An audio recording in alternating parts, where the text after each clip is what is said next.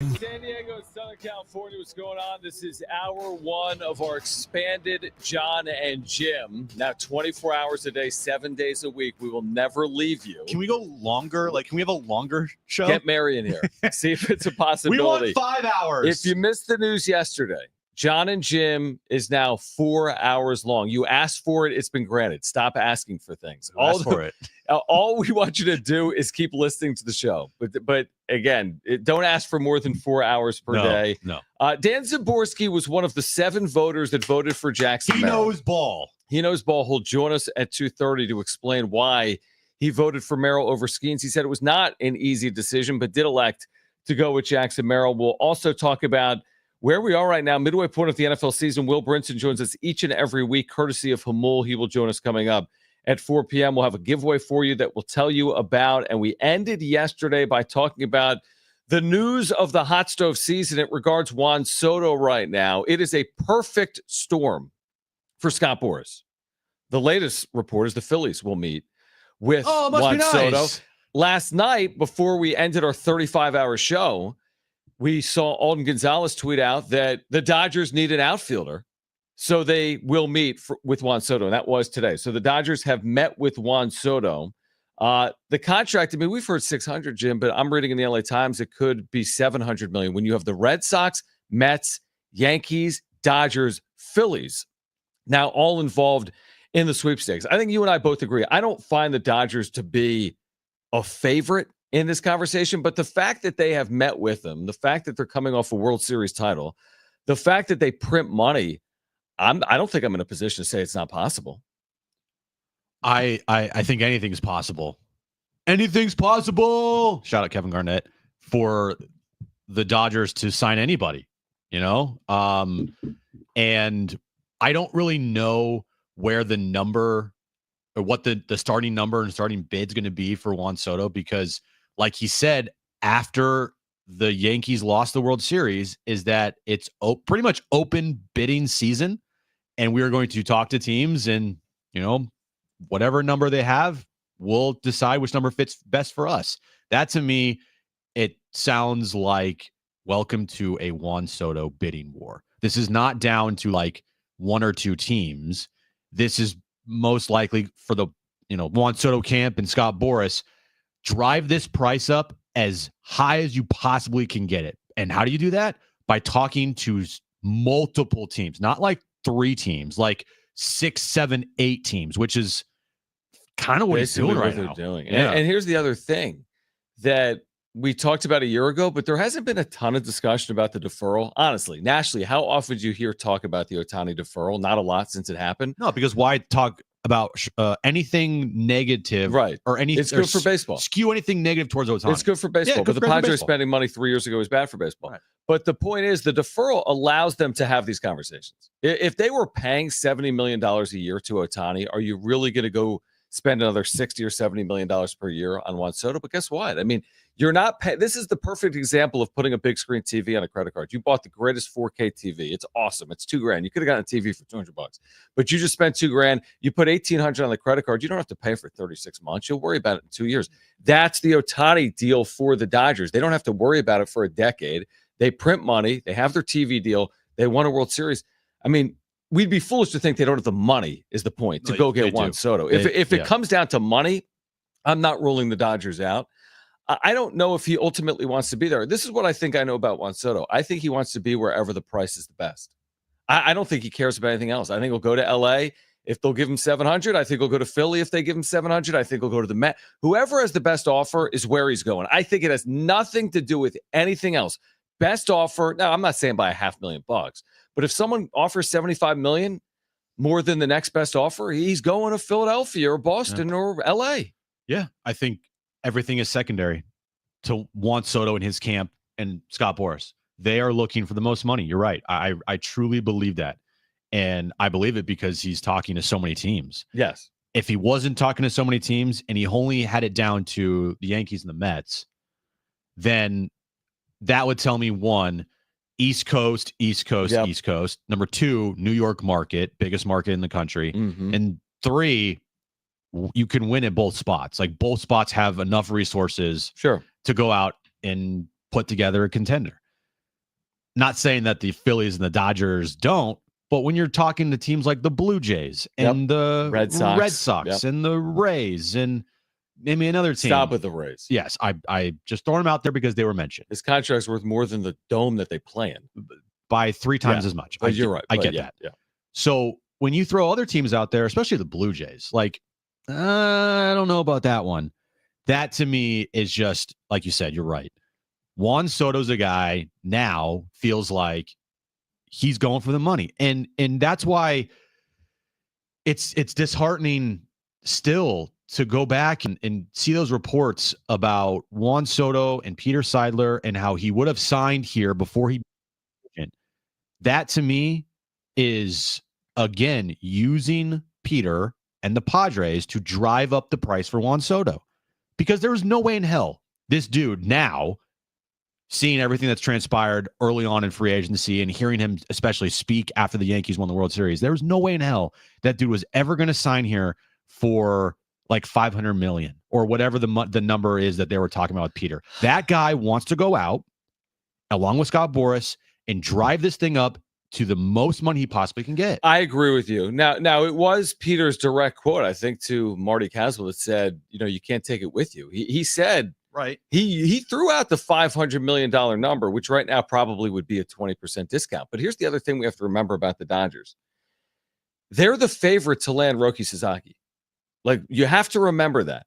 The Dodgers enter the offseason the favorite to land the number one pitching prospect in the world, Roki Sasaki. So that's on top of them now getting involved in the Juan Soto sweepstakes. The Dodgers don't get involved in the sweepstakes just to play the game. I don't believe Andrew Friedman wastes his time. I don't think the organization wastes their time. I don't think they're doing this to drive the price up on the Mets. What do they care? What do the Dodgers care about making the Mets spend another $50 million? I don't think they care one iota. I think that when they get involved, like when you hear that they're the favorite for Roki Sasaki, I believe they're the favorite. I don't think it means it's inevitable he's going to end up there. I think San Diego's got a decent shot for Roki Sasaki. We've laid out the reasons as to why. I think San Diego has no shot for Juan Soto, but I think the Dodgers have a shot for Juan Soto is my point. Even if people say it's unlikely, I don't think you can rule it out because I don't think an organization which is with such deep pockets is wasting their time coming off a World Series title. I just don't. This whole thing is made possible because why? Shohei Ohtani decided out of the blue to create a deal that was so team friendly, which I highly doubt he did and came up with. It was his idea. That's what I'm saying. It's a great idea. Yeah, Ohtani's on his own. That people were swindling tens of millions of dollars from him. Right, but no, he had the wherewithal and the smarts to come up with a deal that's never been done in the history of the sport. Doesn't check his Wells Fargo checking account on the app. But hey, let's defer all my money and make sure that we cook the books here to give us opportunities to sign Juan Soto. Doesn't know how to use Venmo. Can't use the Cash App. Can't use the double tap thing I have for my credit card. Can't use Apple Pay. Apple Pay. Thank you. There we go.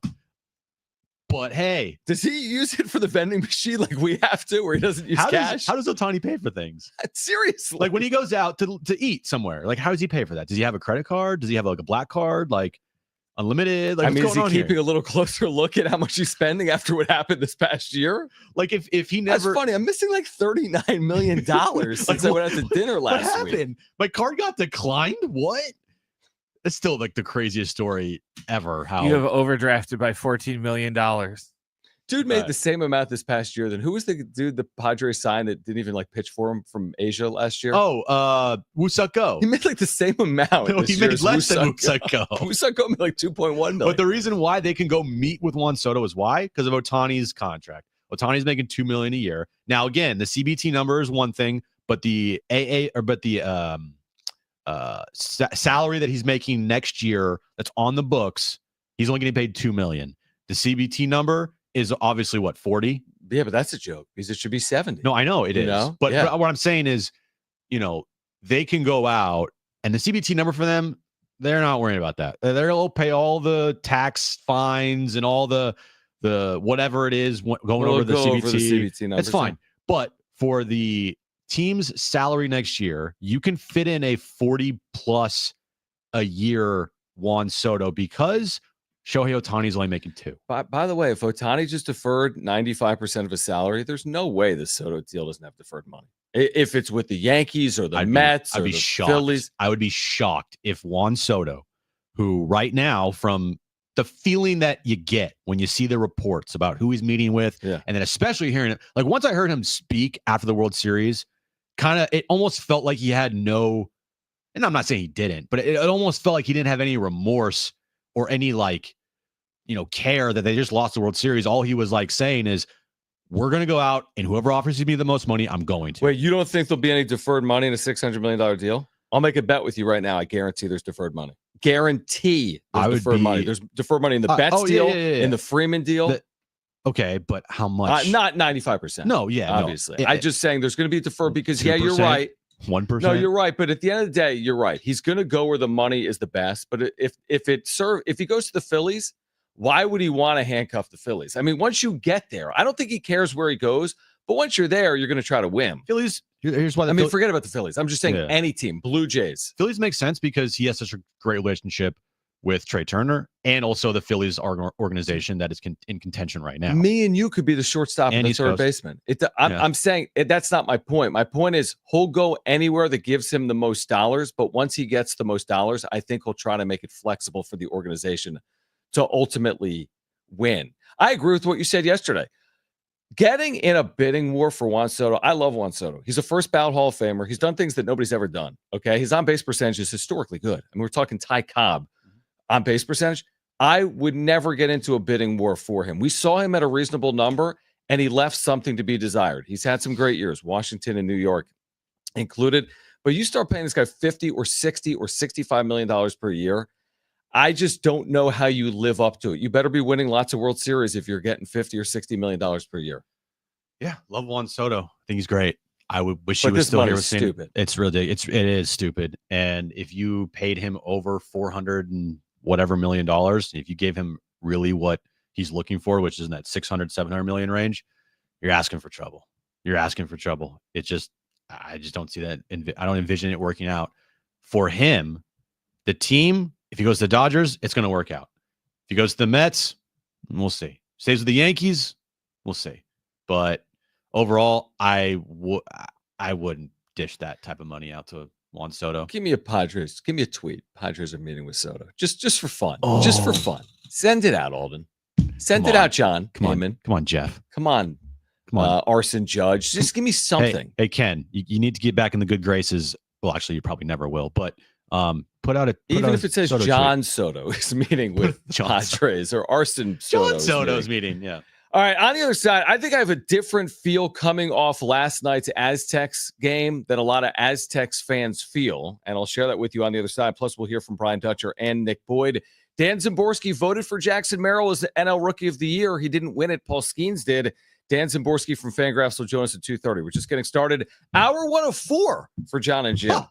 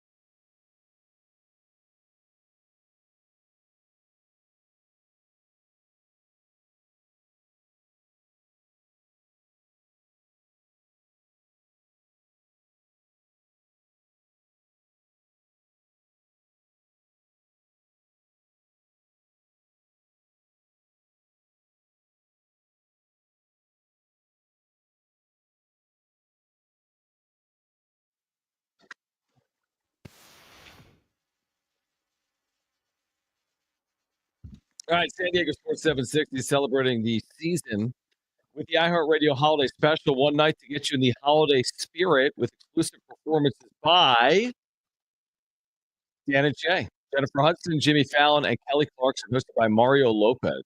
San Diego. He loves the Dodgers. We don't claim him anymore. Listen to the show Wednesday, November 27th at 4 on Holiday Seasons Radio on our free iHeartRadio app. But that doesn't change. I mean, he's from San Diego. Yeah, but he loves LA. He just loves it. He Absolutely loves it. He bleeds LA Dodger blue. He's probably working out like the NIL deal for Soto. Oh, you need some cash to help get him here? Yeah, what can I do to help? Yeah, How can I promote this? Slater was the real mastermind. All right, here's my takeaway. And Dan Zaborski's going to join us. He voted for Jackson Merrill. We'll get to the bottom of the Rookie of the Year voting. Dan Zaborski Fangraphs. What the hell happened? Last night at Viejas was an incredible atmosphere. Incredible. Sammy Long on the Fletch zone, 12-2 was there. Incredible atmosphere. Crowd did everything they could to keep the team in the game. Nick Boyd was sensational. BJ Davis was great. Aztecs just didn't have the health and didn't have the experience. I mean, they just didn't. No Reese Waters. Miles Bird was not 100%, didn't play the last 10 minutes because of cramping. Farrell Compton didn't play the last 10 minutes because of cramping. Magoon Gwath is a freshman. He fouled out going up against the fifth-year center in Graham Ike. But I'm left thinking that if you get health and if you fast forward a couple of weeks or a couple of months, you can envision San Diego State doing more damage in a game like that than they did last night. And it was a game. Now, they didn't fully press Gonzaga for 40 minutes, right? It didn't come down to the last 2 minutes, but they stayed within arm's reach for the better part of 40 minutes. And all things being equal, I thought it was a decent performance. Again, they want to win games. They're in the business of winning. So I'm not making excuses, but all things considered, I say you learn from it and see if a couple of months from now, you look a lot different as your team grows up and gets healthier. Truthfully, with the injuries that the Aztecs had going into the game, Miles Bird was not 100%. You could see that last night. No Reese Waters. You had Taj DeGorville cramping, Farrell Compton. Like, I didn't think that they were going to win last night. Like, I didn't go into last night's game saying like they better win this game. They better win this game. I just didn't. I wanted to see a good performance, and I didn't want this game last night to be a rout for Gonzaga. Now, there were parts of the game where it could have turned into a rout. It could have. And it was a steady distance9, throughout most of the 10, game. It never was really close. And the Aztecs got it within single digits there at one point in the second half. 8 minutes left, 8 point game. Which was great.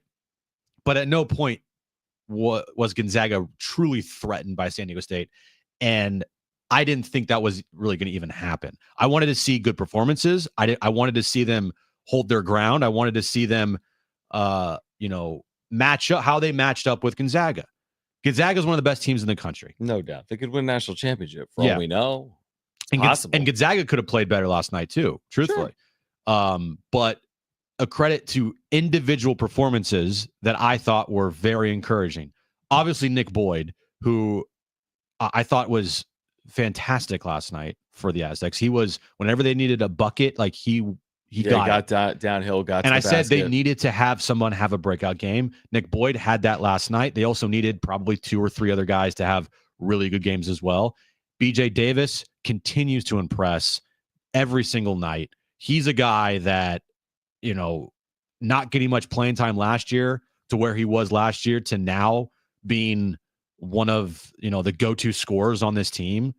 Very, very impressive showing from BJ Davis.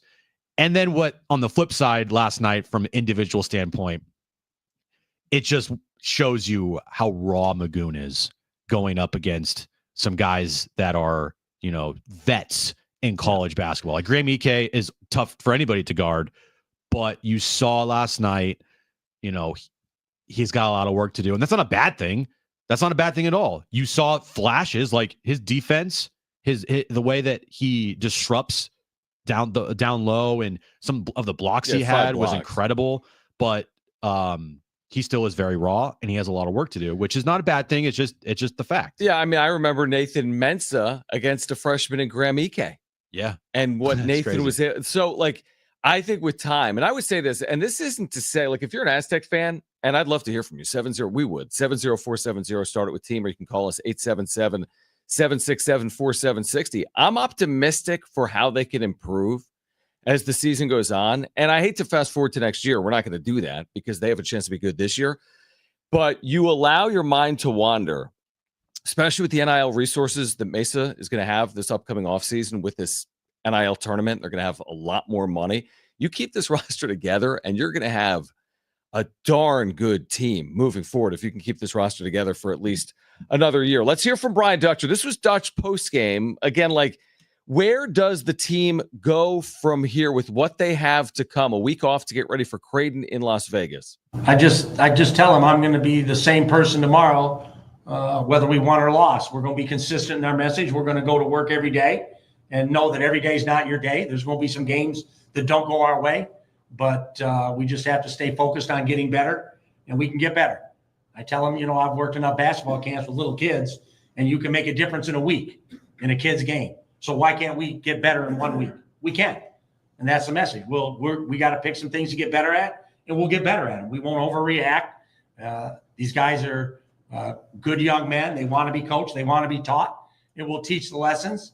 And I got to learn. I mean, I'm not beyond making mistakes, and so I have to go back and look at things I could have done better to help us be a better team, and I'll do that. So everybody has to take responsibility and grow from it, and that's what we'll do. I love the Brian Dutcher perspective. Like, he is just going to be so steady. It's hard for some people to have that, including myself.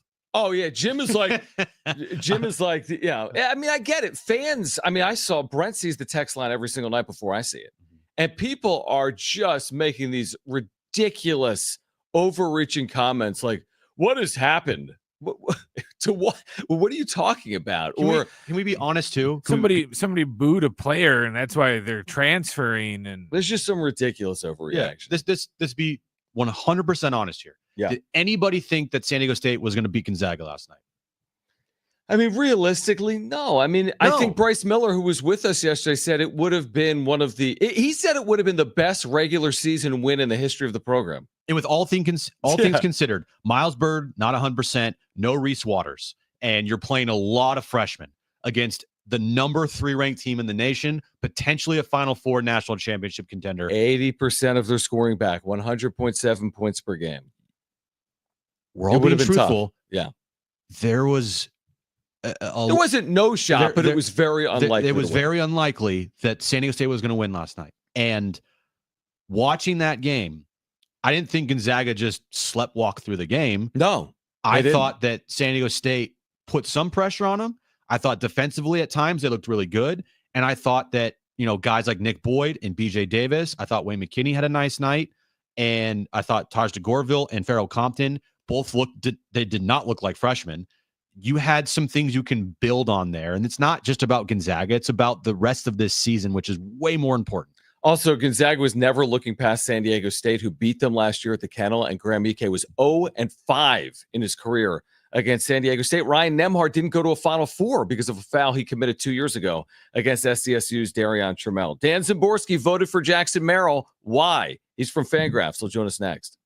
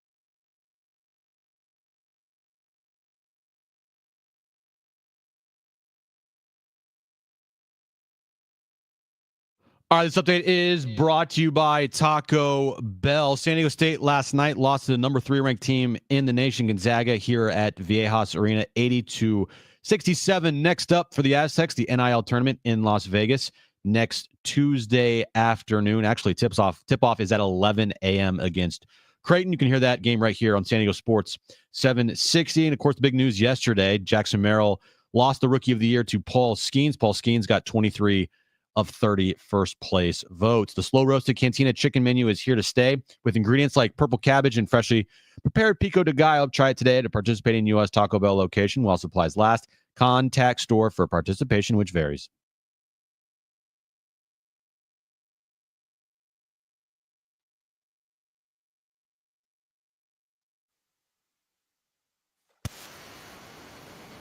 All right, Jon and Jim with you until 6 p.m. If you missed the news, Jon and Jim is now expanded. We used to be on from 3 to 6. We're now on from 2 to 6, which allows us to have a great conversation with Dan Szymborski from Fangraphs in this 2 o'clock hour. Now, there are 7 human beings in the world that voted for Jackson Merrill as National League Rookie of the Year in 2024. Dan is one of those 7. And we talked with Dan throughout the course of the season about Merrill. And I think, Dan, we had Jon maybe about 4 or 6 weeks out when it was Merrill or Skenes, as it ultimately became. And, you know, you could have made the case either way. You ultimately voted for Jackson Merrill. We know he didn't win it. We read your article at Fangraphs, which is really compelling. Ultimately, for our listeners that haven't read it, what was the difference for you that put Merrill over the edge? And thanks for hopping on. Well, it was a very, very close vote. Mm-hmm. I could have gone either way, and I'll probably regret it about 50 times in the next 2 weeks, especially when someone's very angry with me. But the general idea is that when you look at WAR and different measures of performance, they were very close depending on how you look at it. And, you know, when someone has, 5.3 WAR, another player has 5.1 WAR, that's not actually meaningful. You want to use statistics properly, and they don't separate that finely. So I kind of had to look at kind of the context that their performance was in. And in the case of Merrill, he was up from opening day, never playing AAA ball. He had like 6 weeks in AA. He also, while adjusting to this big leap offensively, he was playing a new position that he had never played before spring training, at least professionally. I don't know what he was playing in Severna. But he had 5 games in the outfield last season and left, and he's the starting center fielder all of a sudden for a team that traded away Juan Soto and had what looked to be a pretty weak left field, center field situation coming into the year. So that was a pretty difficult task he had to face. And I think that's enough to just give me that slight edge over him. And in the case of Skenes, he got to kind of come along in the minors. He got to pitch, he got to dominate AAA hitters for a while. And I think that's just a little bit easier a path to walk. So I looked at this award and I wasn't going to get too upset about it because Paul Skenes had a great year. Like, it wasn't like he did not have a great year. They both had really, really good seasons. And when I look at, the votes and your reasoning, I love hearing your reasoning because it's mostly, and tell me if I'm wrong, based on actual on the field play. And then I see some people that voted for Paul Skenes use reasons like, well, national media hype, or he was the first overall pick. Do you think that should factor into voting at all, or should it be primarily like on the field actual play? It should be what they play. I mean, what kind of bothered me is people who were mad at me said, well, if Skenes had been up for a month, he would have continued to pitch like that.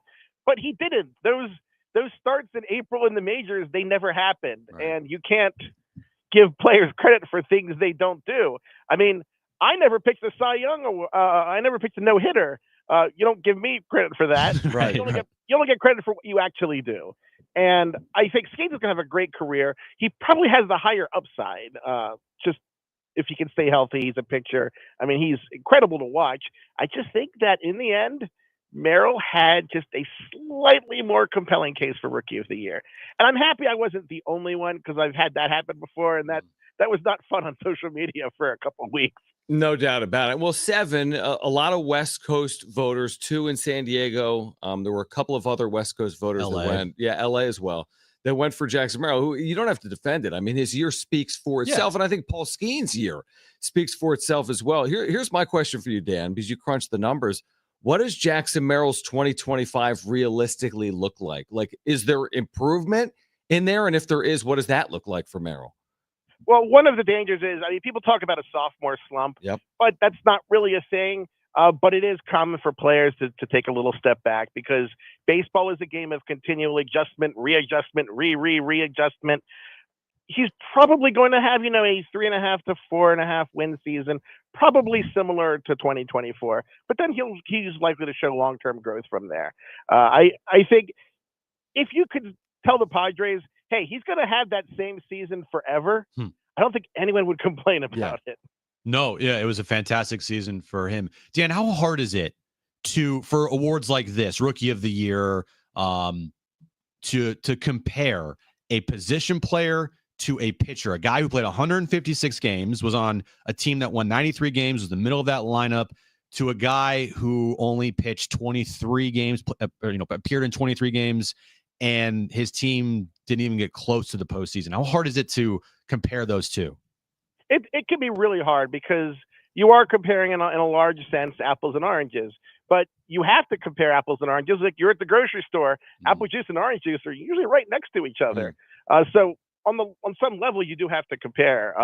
It was easier with you when you were comparing Merrill compared to say Churio because they both played, roughly the same position. They had the same kind of context, wild card teams. They both improved as the season went on, and it was easy to give Merrill the edge over him. But when you're comparing a hitter to a pitcher, you have to kind of still sum it up in wins or runs or some kind of just something you can compare with, and that can be tricky. Dan Szymborski from Fangraphs with us right now on Jon and Jim. Dan, as you look at the Padres offseason, if you're in charge here and you're AJ Preller, and they're probably dealing with some financial constraints, maybe they want to stay under the CBT. They haven't said that directly, but what's your first order of business coming off a 93-win season? They got close but didn't get by the Dodgers. What do you do now if you're Preller? I think, well, first you do have to get a sense of how you're going to what kind of money you have, and if the CBT is an issue, that's a pretty big issue because that is a pretty big deal. Let's just say I do think they need outfield help.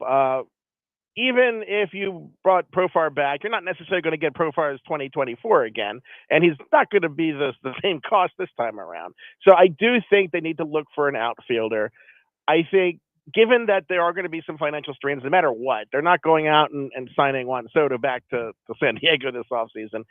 I think they have to be just opportunistic, leap on those values, leap on some players that have some risk but an upside.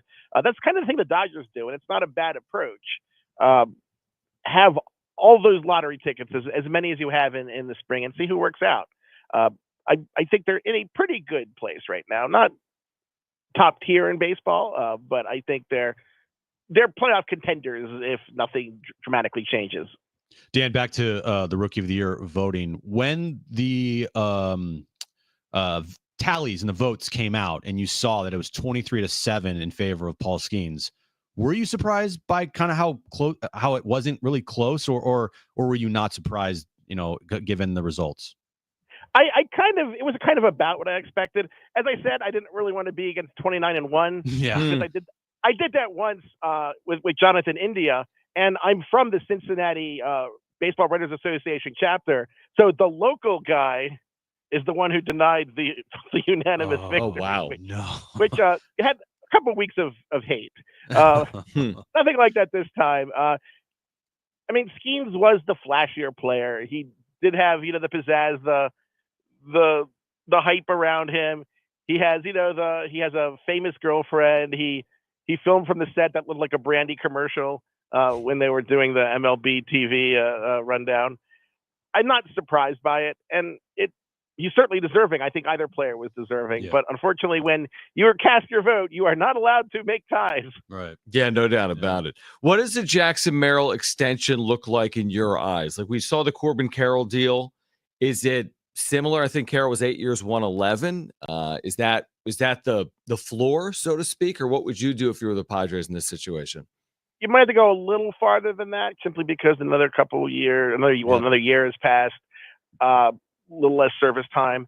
I think you're definitely going to have to go significantly into 9 figures. But the good news is that there's a lot of arbitration year left, so the team does have some leverage. They're not going to have to pay $350 million or anything. But it's certainly good to have these conversations and see what the parameters would be if there was to be an extension. What's the danger? Let's say Merrill does the exact same thing next year without an extension. Where does that price go? He's 2 years in. Like, let's say you could get it done right now, 8 years, 120. What's the price if he does the exact same thing next offseason? If he does the exact same thing, the risk is a lot less. The leverage is a lot more. Padres won't have the same leverage over him simply because he'll be closer to arbitration. The price will go up very quickly. The Orioles are in a similar position with Gunnar Henderson that really every month they don't sign him, he probably adds another $10 million or so to his bottom line. He's going to be a very wealthy man soon, I think. No doubt about it. Dan, we appreciate it. Thanks for hopping on here in San Diego and explaining your vote for Jackson Merrill. Always fun, guys. Thanks for having me. Great stuff. Dan Szymborski from Fangraphs. You know what I liked about asking Dan, hearing his reasoning why he voted for Jackson Merrill, is it was all based on the field play. Like, there was a couple factors, like, Jackson Merrill, his time in the minors wasn't a lot. Paul Skenes had an easier path. He was number 1 overall pick. Jackson Merrill moved positions, played center field, never played that position ever before in his life. All these things we talked about, yeah. But it's all going back to on the field play. I showed you, I texted you last night right before I went to bed, the tweet from Barry Bloom, who voted on this award. He voted for Paul Skenes. And while he didn't write up an article like Dan Szymborski did on why he voted for Paul Skenes over Jackson Merrill, he did put out a tweet saying some of his reasonings, and 2 of his reasonings were, 1, Paul Skenes was the first overall pick, and 2, his national media hype or his impact on the national scene. And I'm thinking to myself, bro, you just described 2 things of why you voted for Paul Skenes that have nothing to do with the actual on-field play. I'm not going to get too bent out of shape that Paul Skenes won over Jackson Merrill, but when you give me reasons like that why you voted for Skenes over Merrill, that does kind of piss me off. I understand it, and I agree with you, but typically awards have a beauty element to them. But that's ridiculous. It is. I mean, it's stupid. We worked with a Heisman voter. Steve Hartman's voted how many times? 30 times for a Heisman. And a lot of times he would tell you there's something about being an SC running back or a Alabama quarterback. You're on a platform that's different from being the Boise State running back. Is that right? I don't think it is right. I agree with you, but when it comes to awards are voted on by humans, and humans consider things like publicity that computers don't. Well, it's sad. Yeah, but again, it's Paul Skenes deserved it. So did Jackson Merrill. And that's the problem. That's the problem. Yeah, they both deserved it. Only one can win it. Like Dan Szymborski said, I couldn't vote for both of them. And if he could have, he probably would have. I hate the reasoning of he had the national media hype behind him. Like, that's so stupid. We didn't mention yesterday during our expanded 4-hour show, for whatever reason, I have no clue how we didn't get to this. San Diego State football, right? Suffered a loss at UNLV this past weekend. What we can learn from Sean Lewis's first stint as a head coach and take it and apply it to San Diego State in year 1 with the Aztecs. You'll hear from Sean Lewis on the other side. We're here until 6 p.m. At 4 p.m., Will Brinson will talk NFL with us, courtesy of Hamul Casino. Stay with us on Jon and Jim.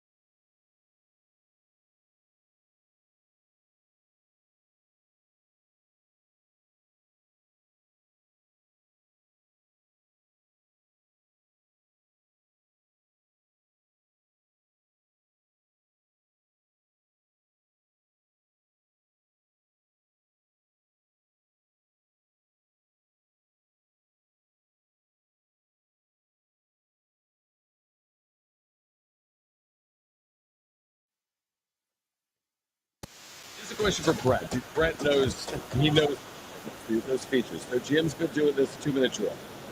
I told Jim that it is so above the noise, Dan Patrick, and he was getting all defensive. That's a good compliment. Like above the noise by Dan Patrick's been going on for like 20 years, 15 years. As long as he's on the show. Yeah. So like I'm trying to think. There's some. What else is on? There's the people size and things going on.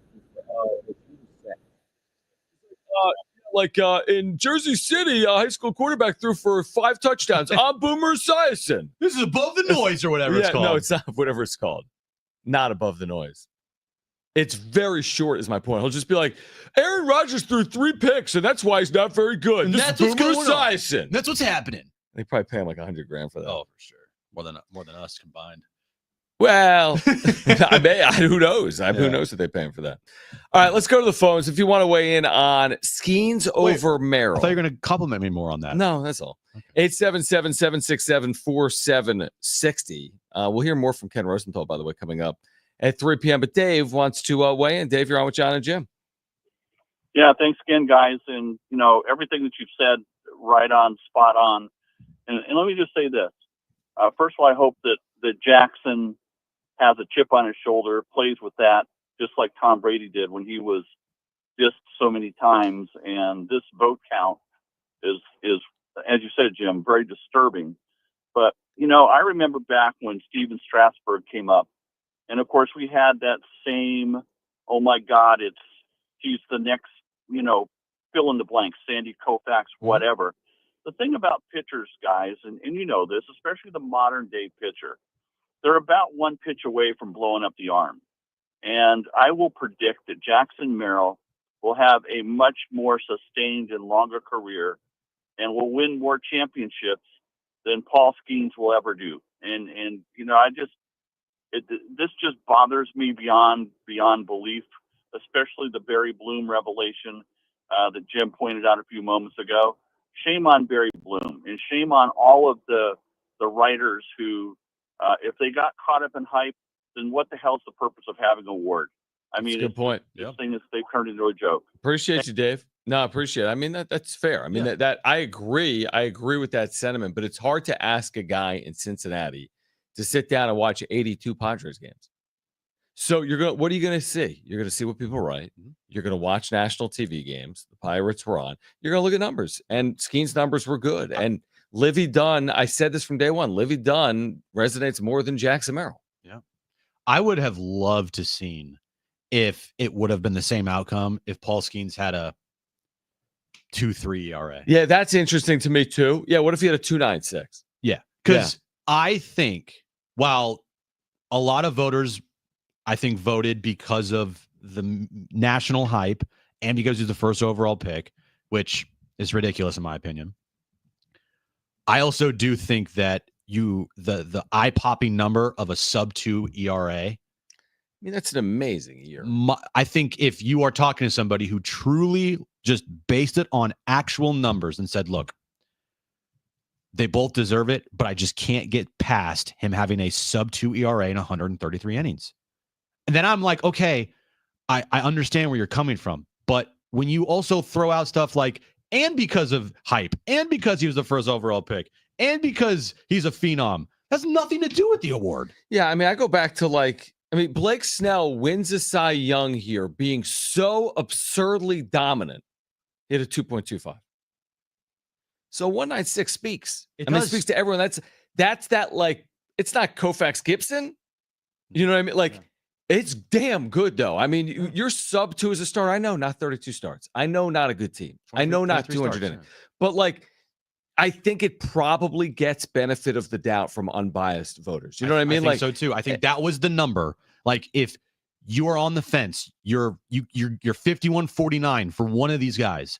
I do think that the deciding factor in some voters, not all voters, but some voters, was that eye-popping 1.96 ERA. I really do, because that's hard to get past. And that's why in my acclaimed 2-minute drill, I said, look, if you told me The reason why you eventually picked Paul Skenes over Jackson Merrill was I couldn't get past the numbers. I couldn't get past him having a sub-2 ERA, 170 strikeouts and 133 innings pitched, sub-1 whip. Like, that's really hard to get past for me. I'd be like, okay, I get it. Okay. Listen to this, dude. But throw out the hype and the first overall pick, then you lost me. I agree. Listen to this. His September, where they didn't shut him down and he made 5 starts. He had a .75.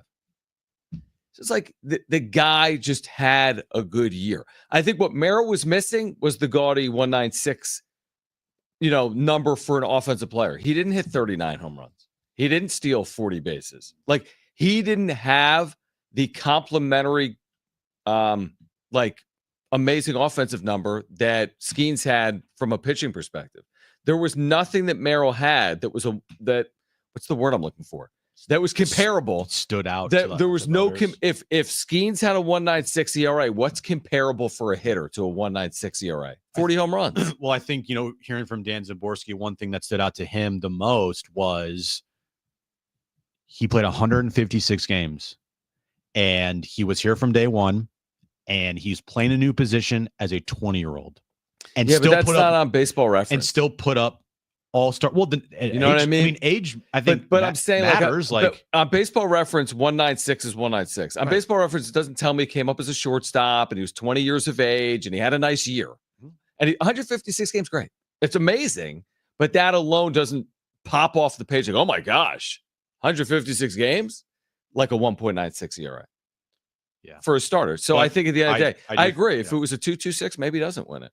Yeah, I do think, though, that the deciding factor, and I think majority of voters, was the hype, and that they probably thought, I can't vote against the hype or I'm going to get crushed for it. Yeah, I mean, again, I didn't see the Jackson Merrill national Viore campaign that Paul Skenes' girlfriend has. Yeah. Like, there's a lot that goes into that that's not quantifiable, but absolutely matters.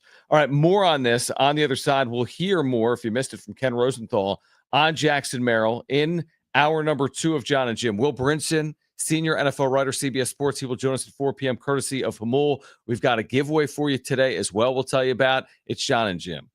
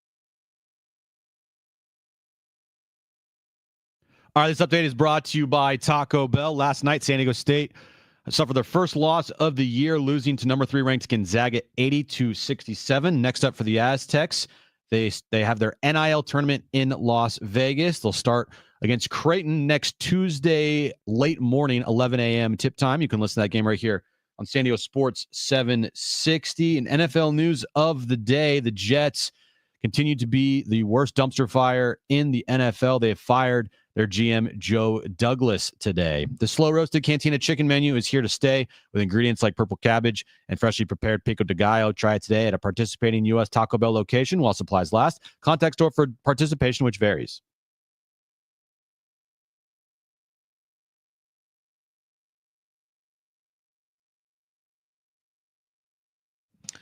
All right, San Diego and Southern California, what's going on? This is hour 2 of Jon and Jim. I was waiting for a little more there in the open. No, not going to get it. No, we're not getting it. No. That's what we get. Yeah, with 4 hours now. The brand new expanded Jon and Jim. Yeah. Jon and Jim are here to take you home. All right, hour 2, Jon and Jim. San Diego and Southern California, what's going on? We do have a guest for you coming up at 4 p.m. That's Will Brinson, senior NFL writer, CBS Sports, courtesy of Hamul. If you missed our conversation with Dan Zaborski from Fangraphs, why did he vote for Jackson Merrill? You'll hear that again in the 5 o'clock hour. Also today, we have a 4-pack of tickets to give away to see the San Diego Seals on opening night. We'll do that during Trainwreck Radio coming up in the 4 o'clock hour. Why are you looking at me with like a half smile grin? Because I saw your comment in the chat in our YouTube chat. Oh yeah, but there's this Ivan. Ivan troll. I'm glad you're here. Honestly, we don't typically have pirate trolls. Like honestly, this is a breath of fresh air. Ivan, stay here for forever. If you're a native of Pittsburgh that is here watching this Padres channel and you're the biggest supporter ever of Paul Skenes, great. Because we have so many Dodger trolls that are here. I can live with Ivan, but give it a rest. Well, I mean, behind the curtains, we bait Dodger trolls all the time. We don't bait Ivan, though. That's why I'm kind of glad he's here. Did he just find the channel? Where are you, Ivan? Are you in the suburbs of Pittsburgh? Are you in the Steel City right now? What river are you by? What gold bridge are you near? Yeah, exactly. Right? He said, guys, it's okay he finished second to the best starting pitcher on God's green earth, and you replied, he lost to Michael King? That's what I was smirking at. All right, so here's where I want to start hour 2, because Ken Rosenthal, who is like persona non grata, way more than Ivan, way more than the Dodgers trolls. This is one of those, you know that meme? It was like the worst person in the world makes a great point. Good point. I love that. This meme, is dude. how I feel about what we're about to hear from Ken Rosenthal. Exactly. So Ken Rosenthal is universally hated in San Diego. Why? Because he's an idiot. There's two examples. He said Max Scherzer was coming here, and he was dead wrong. So he looked like a complete fool, and people never let him live it down. Then he did this like about face on Machado where it's like, everything I ever said about Machado, I'm dead wrong. He's the greatest leader ever. And 12 hours later, it's like, I'm wrong again. I hate him. Sling. He's the worst guy ever. He threw a ball at Dave Roberts 1 mile per hour. How could he dare do it? But the worst baseball writer on earth makes a decent point about Jackson Merrill. Now, this was in Jim's 2-minute drill, but maybe you missed it. So let's hear from Ken Rosenthal and react. In the National League, that was the one that really surprised me because as historic a campaign as Skenes had, as brilliant as he was, and no one can deny what he did, Jackson Merrill from day one with the Padres was in his own way equally brilliant. And he did some historic things too, not at the same level maybe as Skenes. So I thought, generally speaking, a voter, at least I'm speaking for myself here, prefers the position player to the pitcher in a circumstance like this. And we can argue, well, should they be grouped together? I don't mind them being grouped together. It's a great discussion. But I was surprised Skenes won a little bit. I thought Merrill was going to take this thing, and both were great candidates. Actually, Jackson Churio was a great candidate, and in any other year, he might have been the winner. So congratulations to all of them, really. But both outcomes sort of surprised me, I must say. Yeah, 2 pitchers win it. American League, Gill from the Yankees and Skenes from the Pirates here in the National League. I mean, I like I said, the worst person in the world makes a good point. I agree with Ken Rosenthal, right? But he's also, in my opinion, if there's anybody else saying that, I'd be like, this person is speaking with a logical tone. Yeah, I agree with that. That he is not using his, Paul Skenes' girlfriend and the media hype and him being the number 1 overall draft pick by the Pirates as reasons why they voted or he should have won the award. Mm-hmm. They both, at the end of the day, had great seasons. But like Ken said there, and like Dan Zimborski told us earlier on the show in the 2:00 hour, Paul Skenes had 23 games that he played in this year. Jackson Merrill played in 156. That's not a good argument to me. That's not enough of an argument to me, because even if he pitched in 30 games, it's nowhere near 156. You know, they play different positions.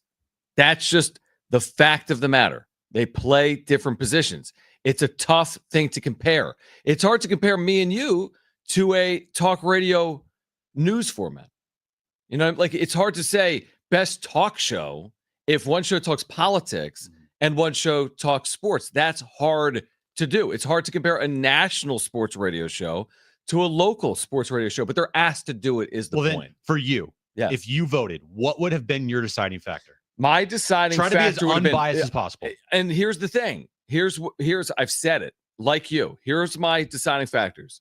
He was up all year. Skenes wasn't. That's not Skenes' fault, but it's a fact of the matter. Just like it's a fact pitchers don't play 156 games. But he was up all year. I know that, and that plays into him only pitching 23 games. True, but even if he pitched 30, but that means he up all year. I agree. So he was up all year is number one, and number two, the impact he had on a winning team. Yes.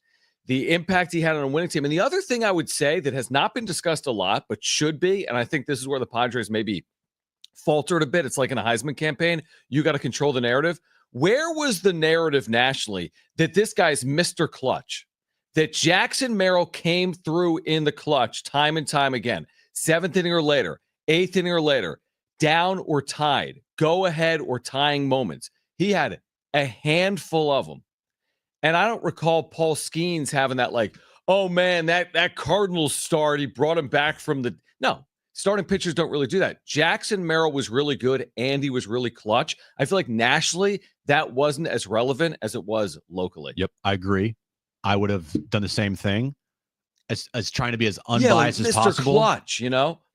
There was not one pitch that Paul Skenes threw this year that mattered at all. For they were okay for half the year. They were in the wild card conversation. For his team. Yeah. Not one pitch mattered as much as what Jackson Merrill did this year. Yes. He had some moments that actually mattered. Jackson Merrill in August turned into Mr. Clutch. Yes. And August in the dog days kind of either make or break your seasons. And that was a time where, you were dealing with injuries to Luis Arraez not playing as well. Fernando Tatis Jr. wasn't in the lineup. Xander Bogaerts was not playing well.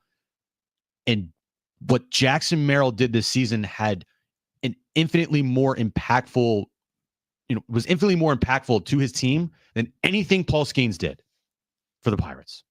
Yeah, but baseball has already said that they don't care about teams being successful. Otherwise, Mike Trout won't have any of his MVPs that he's had, because every year he won MVP was on a crappy Angels team. It's true. It's true. Not. It's not part of the criteria.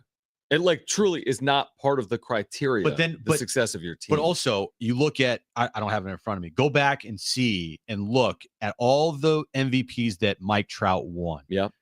Was there any MVPs that he won? And I could be wrong. That were like 51-49 with another player. No, because he had 1,200 OPS years. This was so you're saying he was a runaway despite his team's lack of success. Yeah. Now you could say, Paul Skenes was a runaway here because he got 23 of 30 place votes.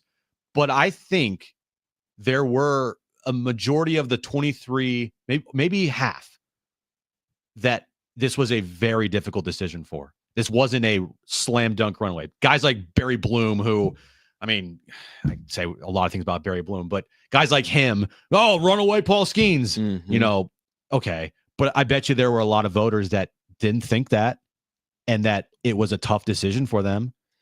Yeah, I mean, your point's valid on Trout. I mean, Trout's had just some unbelievable years that he's probably tough to deny. Some of the years that he did win. Like, give me the second person. Like, look at one of his MVP years. Yeah, like his first one in 2014. Victor Martinez finished second. He actually had a higher OPS. I don't know how good the Angels were the year he won it in 2014. They had that one good year. I don't know what it was. He had another year where he finished first and Mookie Betts finished second, but he was far and away better than Betts that year. And then the other one he won, which was as recently as 2019, he had an 1,100 OPS. Now, Alex Bregman had a 1,000 OPS, but he was the best player. That's the thing. I mean, do they talk in the NFL? Can you win MVP going 6-11? No, right? No, you chance, can't no win. You could have 50 touchdown passes, but you went 6-11. It's different in baseball for whatever reason, and it's become much more different in baseball. And the thing with Rookie of the Year, nobody's ever like, hey, hey, Santiago in 87 because the Padres are really good. I mean, there's countless examples of whatever. It's just a great individual season for a rookie. It's not really about a team success. And truthfully, like you just said there, looking up all of Mike Trout's awards, you can't say the record for any of those seasons for the Angels off the top of your head. I have no idea. Like, oh man, remember that 97 win Angels win team and Mike Trout won the MVP? Unless you're an Angels fan, but they never had a 97 win team is my point.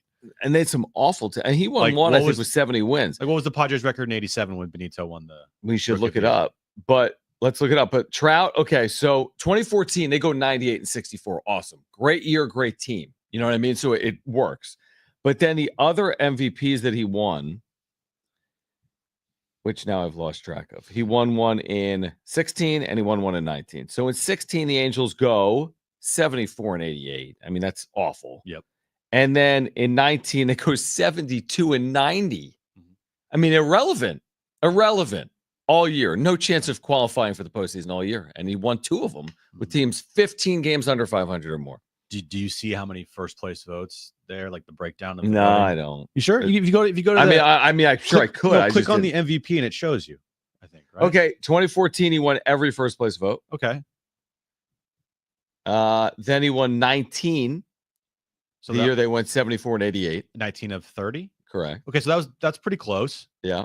And then he won in 2019 17. Okay, so it's really close. close. 13. That's really close, actually. Yep, that's really and close. I thought it was going to be more like 17-13 in the voting here for Rookie of the Year between Skenes and Merrill. At the end of the day, dude, also, as we overthink the room here. Yes, exactly. It's just 30 dudes. It's Barry Bloom. I know. It's freaking Barry Bloom. Like, give me a break. They spent 2 minutes on it. Some people spend 3 hours on it. Yeah. Like maybe Dan Zaborski. Other guy spends 97. Maybe not. Barry Bloom is deciding this. Like, how long does that. Think about it. Have you ever gone into like a voting booth? Sometimes you vote in 2 seconds. I'm sure other people think you fill out like a hanging Chad. Yeah. Like it takes 2 seconds. Yeah. You just punch it in. Yeah. That's it. We're getting mad We're overthinking because guys it. like freaking Barry Bloom took 2 seconds to determine who won it. Well, you know what it is in Hollywood. If like a studio owns the rights to like a property and they don't want it to go back into the ether for other like on it, they have to make a movie within X amount of time for them to hold on to that copyright. This is almost what they were doing where, hey, I don't want to lose my vote for Rookie of the Year, but I also don't want to actually, do research. So I'm just going to, check down. Yeah, this dude's good just so I keep my vote. Because it looks good on my resume. Well, thank you. Has me fill out the ballot. Well, some people are so lazy. Yeah. Yeah. I mean, no, they fill out the ballot, but they're making a point. Nobody is worthy, according to me. Because your vote is my so esteemed BBWAA amazing. vote that they don't cross the threshold for consideration, right? Because of steroids. High rolling. Jon Heyman on the other side has a landing spot for Juan Soto. Now, the qualifiers, Jon Heyman never gets anything right, but Correct. Jon Heyman has the prediction for where Juan Soto lands. You'll hear that from Jon Heyman coming up next. And again, Will Brinson, senior NFL writer for CBS Sports, will join us at 4. It's Jon and Jim.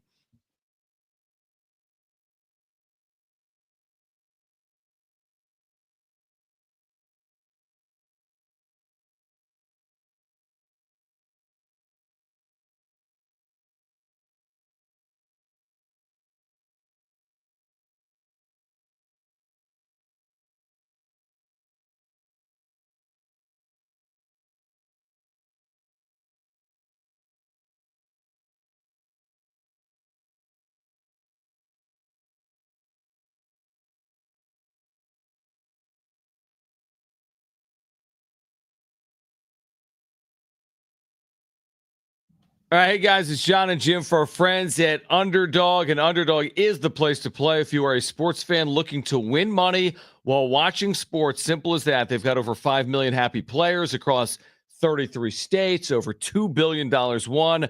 Underdog makes it fun and easy to cash in on all your favorite athletes' performances. Yeah, just head over to Underdog's simple-to-use mobile app or UnderdogFantasy.com. Sign up with promo code Jon and Jim, JONANDJIM, and Underdog will give you a free pick to use on your first cash pick'em entry, plus up to $1,000 in bonus cash when you deposit. Yeah, I mean, there's just all kinds of opportunities to win with the pick'em games. You could win up to 1,000 times your money just by choosing higher or lower. Think like LeBron. Is he going to rack up higher or lower than 20.5 points, for example, in an upcoming game? Download the app, sign up with promo code Jon and Jim, and deposit now to get up to $1,000 in bonus cash instantly. That's promo code JONANDJIM. And if you sign up right now, the promotion that they're giving away right now for you is Steph Curry higher than a half a point tonight. He should do it. Or not tonight, but versus Atlanta tomorrow night. He should do it. I think he's going to do it. He should. Must be 18 years or older and present in a state where Underdog Fantasy operates. Terms to apply. Concern with your play. Call 1-800-GAMBLER or visit www.ncpgambling.org.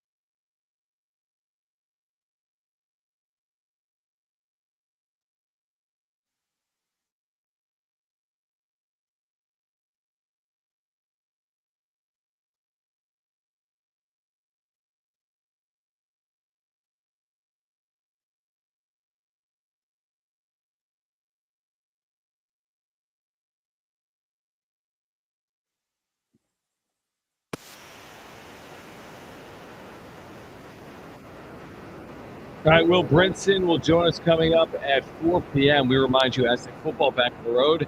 Saturday, they'll take on Utah State pregame with Ben Fletcher, J.R. Tolbert at 10:30 in the morning. Me and Rich have the kick at 12:30. You're home of the Aztecs, San Diego Sports, 760.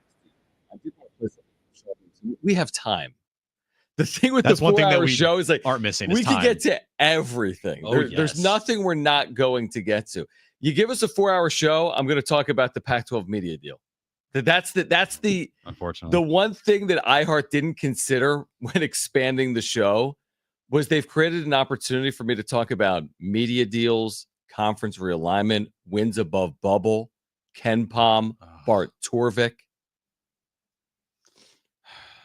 So don't change that dial. Who do I talk to about this? Last thing you want to do right now is change that Who dial. do I talk to about this? John Heyman, who predicted Arson Judge to the Giants, actually said it was done. It's done. The Arson Judge was a Giant for a brief done. period of time. So he doesn't get everything right. You could argue he gets nothing right, or he's under 50% getting things right, which isn't very good because anyone could coin flip their way to under 50%. Yeah, in baseball, that's good though. True. In baseball, that is pretty good. All right, let's get his prediction for where Juan Soto lands. This is from John Heyman, New York Post.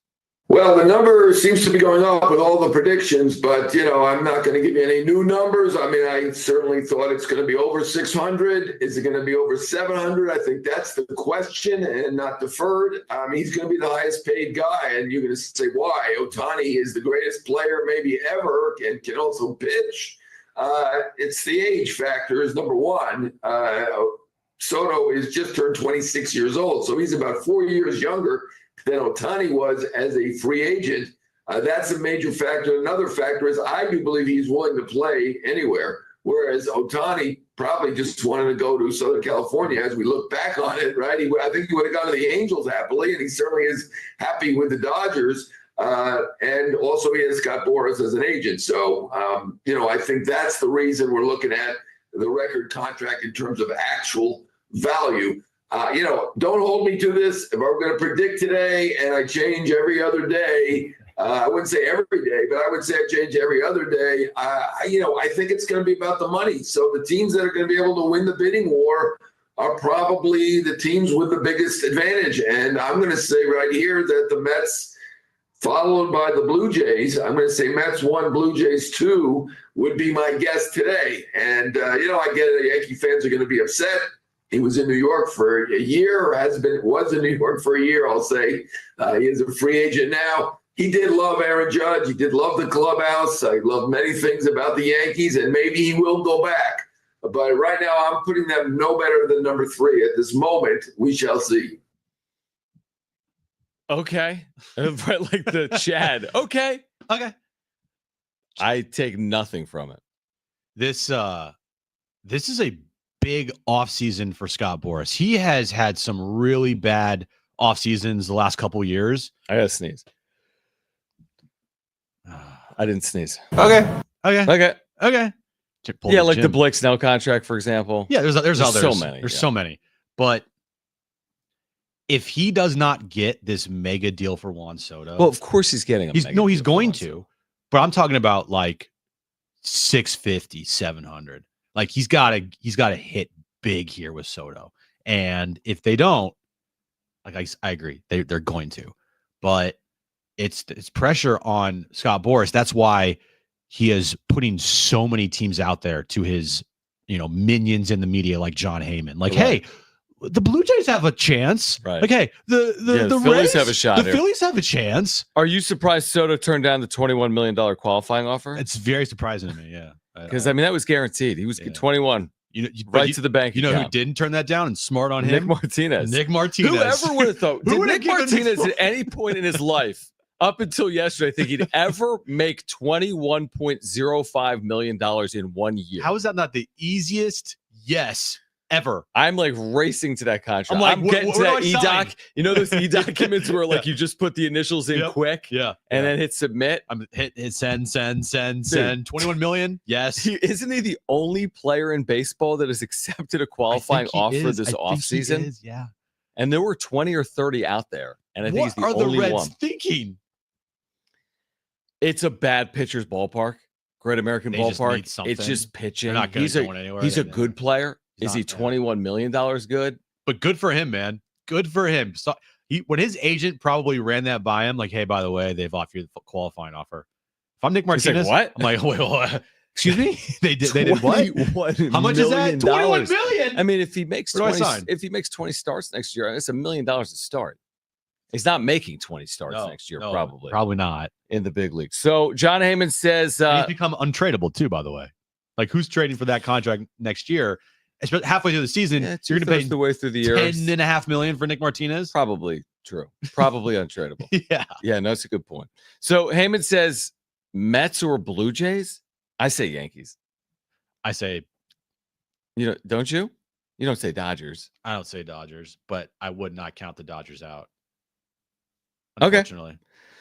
All right. For whatever reason, so the Dodgers are coming off this historic year. They've won a World Series for the first time since 1988, right? They went through the Padres in this epic series. They beat the New York Yankees of all teams in the World Series for the first time in over 40 years.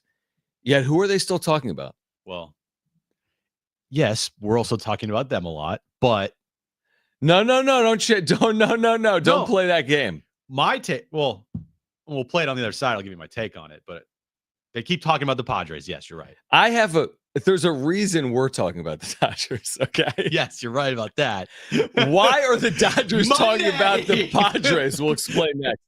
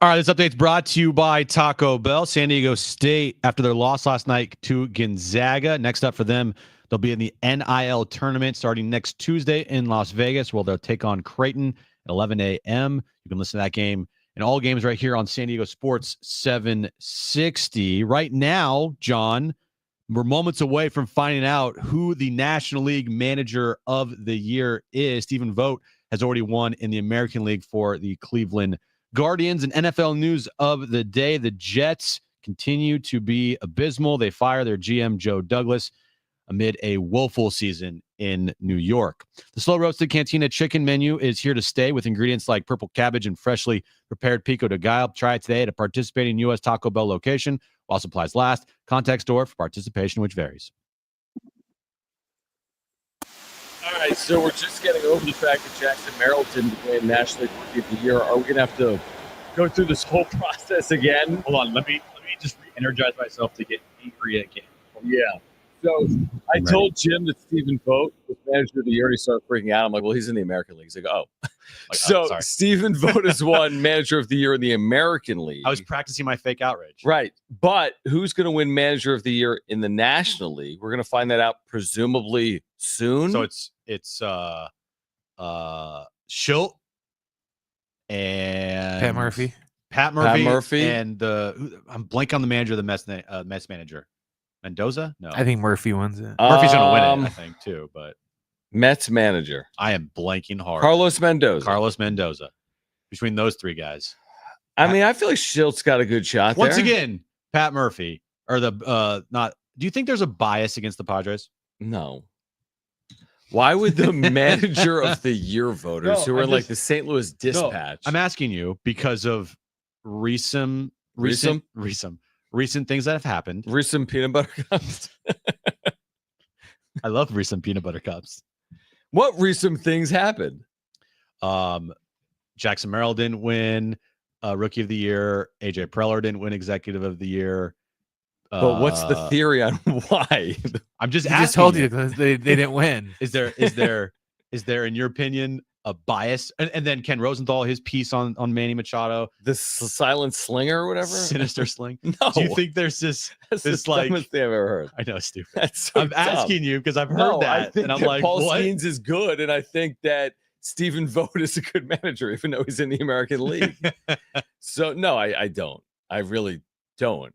Baseball is I biased think that against the Padres. some of these awards, like I hate to put it this bluntly, Do it. Manager of the Year Doesn't really. is super subjective. Yeah.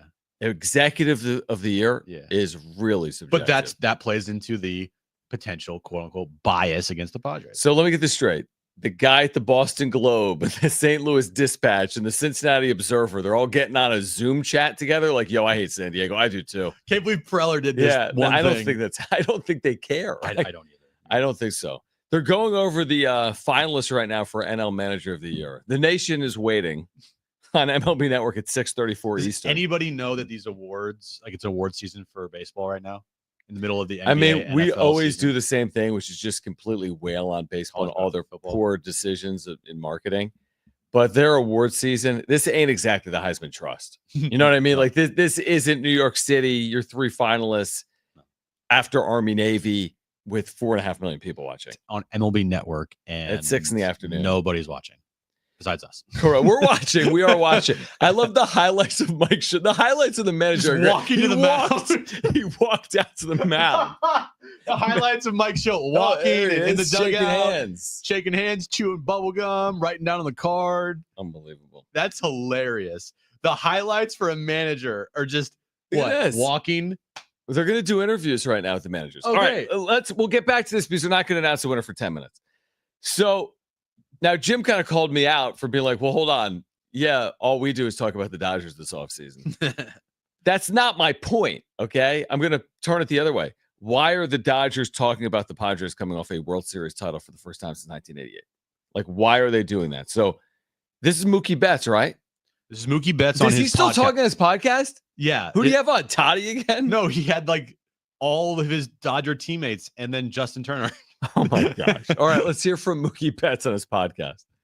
To be honest, and I think all of y'all would agree, like that Padres team was the best. They were the best team. Best Hands down, team they were the and best the team. hardest atmosphere to play. Hardest atmosphere to play. Like, mean- shout out to y'all at Petco. Like, y'all, that's a great. Like, y'all support y'all's team. Be Petco Center. Shout out Tough Petco. place to win. Here's my take on it. Are they just trolling hard? It makes it even worse. Way worse. It makes it so much worse hearing all the Dodger players continue to They're talk like, about man, they were incredible. how amazing the Team was, Padres like, were. legendary. The greatest team Historically since the good. 98 Yankees, and It's we like that beat them. Patriots team that was undefeated that lost the Giants is what they're making it out to be. Yeah.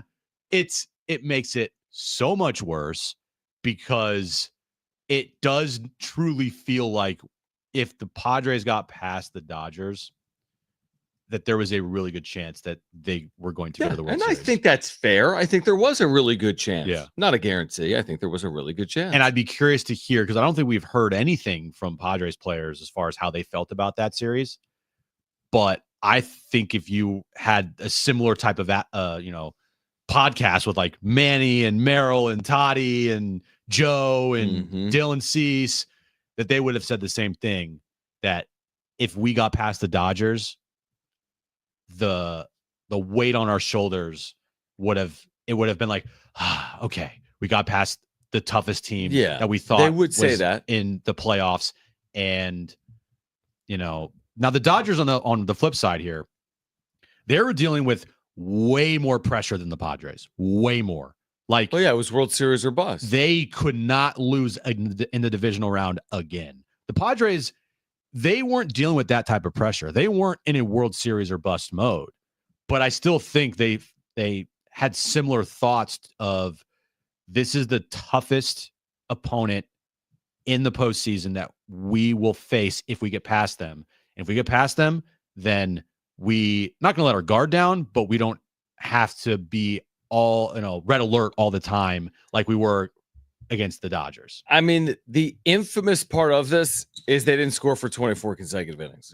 You'll never hear the end of that until you do something about it. And that is a big time storyline that is weaved through the entire 2025 season until you can overcome it. But I don't care if you've got a top 5 offense in baseball, because if you get to Los Angeles in the postseason, the narrative is going to be, well, you were well positioned last year too. And what happened? You didn't take advantage of that opportunity. So, the story will be told again in 2025. Maybe the Padres do something about it. Maybe they don't face the Dodgers. Maybe the Padres win a division. Maybe they don't. I mean, we don't know what 2025 is going to look like. We had Dan Szymborski on an hour ago. We'll play it back for you at 5:30 if you missed it. He said he sees the Padres as a very good team that is absolutely a playoff contender heading into the year, but he didn't call them, I think these are his words, he didn't call them a top tier team. No. But what's unfortunate is I hear Mookie Betts and his buddies there, and in that moment, this October, apparently, according to the players that play in the major leagues and that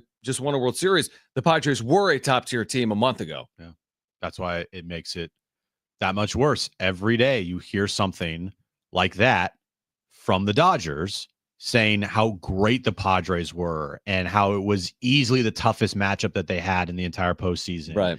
And the, Petco and the play, and then to go back and have to relive 24 straight scoreless innings up 2-1 at home with Dylan Cease on the mound. And that atmosphere and that crowd. They did kind of throw shots. No, there's more, right? But I didn't. No, put that in was there. the whole podcast. No. It was a 9-second episode. Walker Buehler kind of threw shots at Dylan Cease. What did he say? Something to the extent of, he's not built to go on 3 days rest. It was kind of under his breath type of shot. It wasn't like a full explanation. I don't think most guys are, truthfully. I don't think you know what I mean. They're really not. They don't put him in that position. Well, look at the numbers. They kind of haven't been good. That 3 days rest for a pitcher is extremely hard. There's only a very few that could do it. Right. Max Muncy also said how he couldn't even sleep during the Padres Dodgers series. And he wasn't eating right because he was so nervous. Right. And that as soon as they got past the Padres, he felt during the Mets series like it was not a walk in the park, but it was just so much easier to go about your day-to-day business than it was against the Padres, where it felt like the pressure of the world was on them against a team that they thought was truly as equal to them as anybody in baseball. You know, we'll forever remember games 4 and 5 in the 24 inning scoreless streak, and I will forever remember pitching to Shohei Ohtani in game 1. To cry over spilled milk, to rehash it, which you hate to do, but again, it's a big story. Sorry, until the Schilt, that's why you're not 2025 winning Manager of the Year. And that was the vote. Does the vote happen after the postseason or before? Everything happens before. I mean, why is Pat Murphy a leg up on Mike Schilt in this vote anyway? They won the division, and he took over for the same number of wins or one fewer, and his team kind of on paper. How many wins they have? 93. That's how many the Padres had. Right, but he's also a first-time manager. Great. Even is though, that even though he was an qualification? interim manager here at San Diego, the great Pat Murphy. Intern or interim? Interim.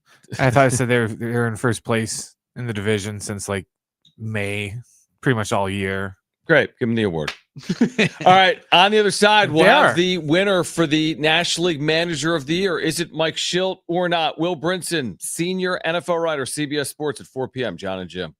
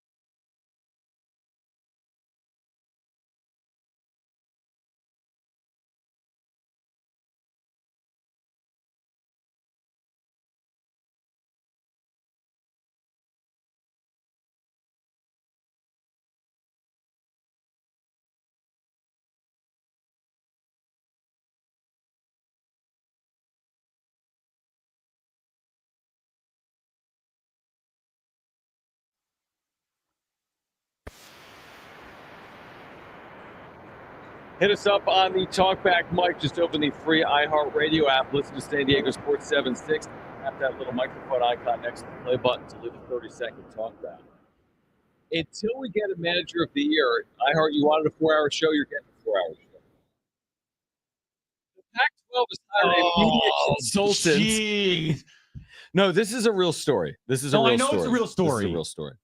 Here And you the go. reason Here's 10,000 views. Continue. Go. Here's the reason it is. Go. Here's the reason it is. So they hire this company, Octagon, okay? Because the Pac-12 is going to need a media deal, okay? Okay. Right? The Pac-12 evaporated. They didn't have a media deal.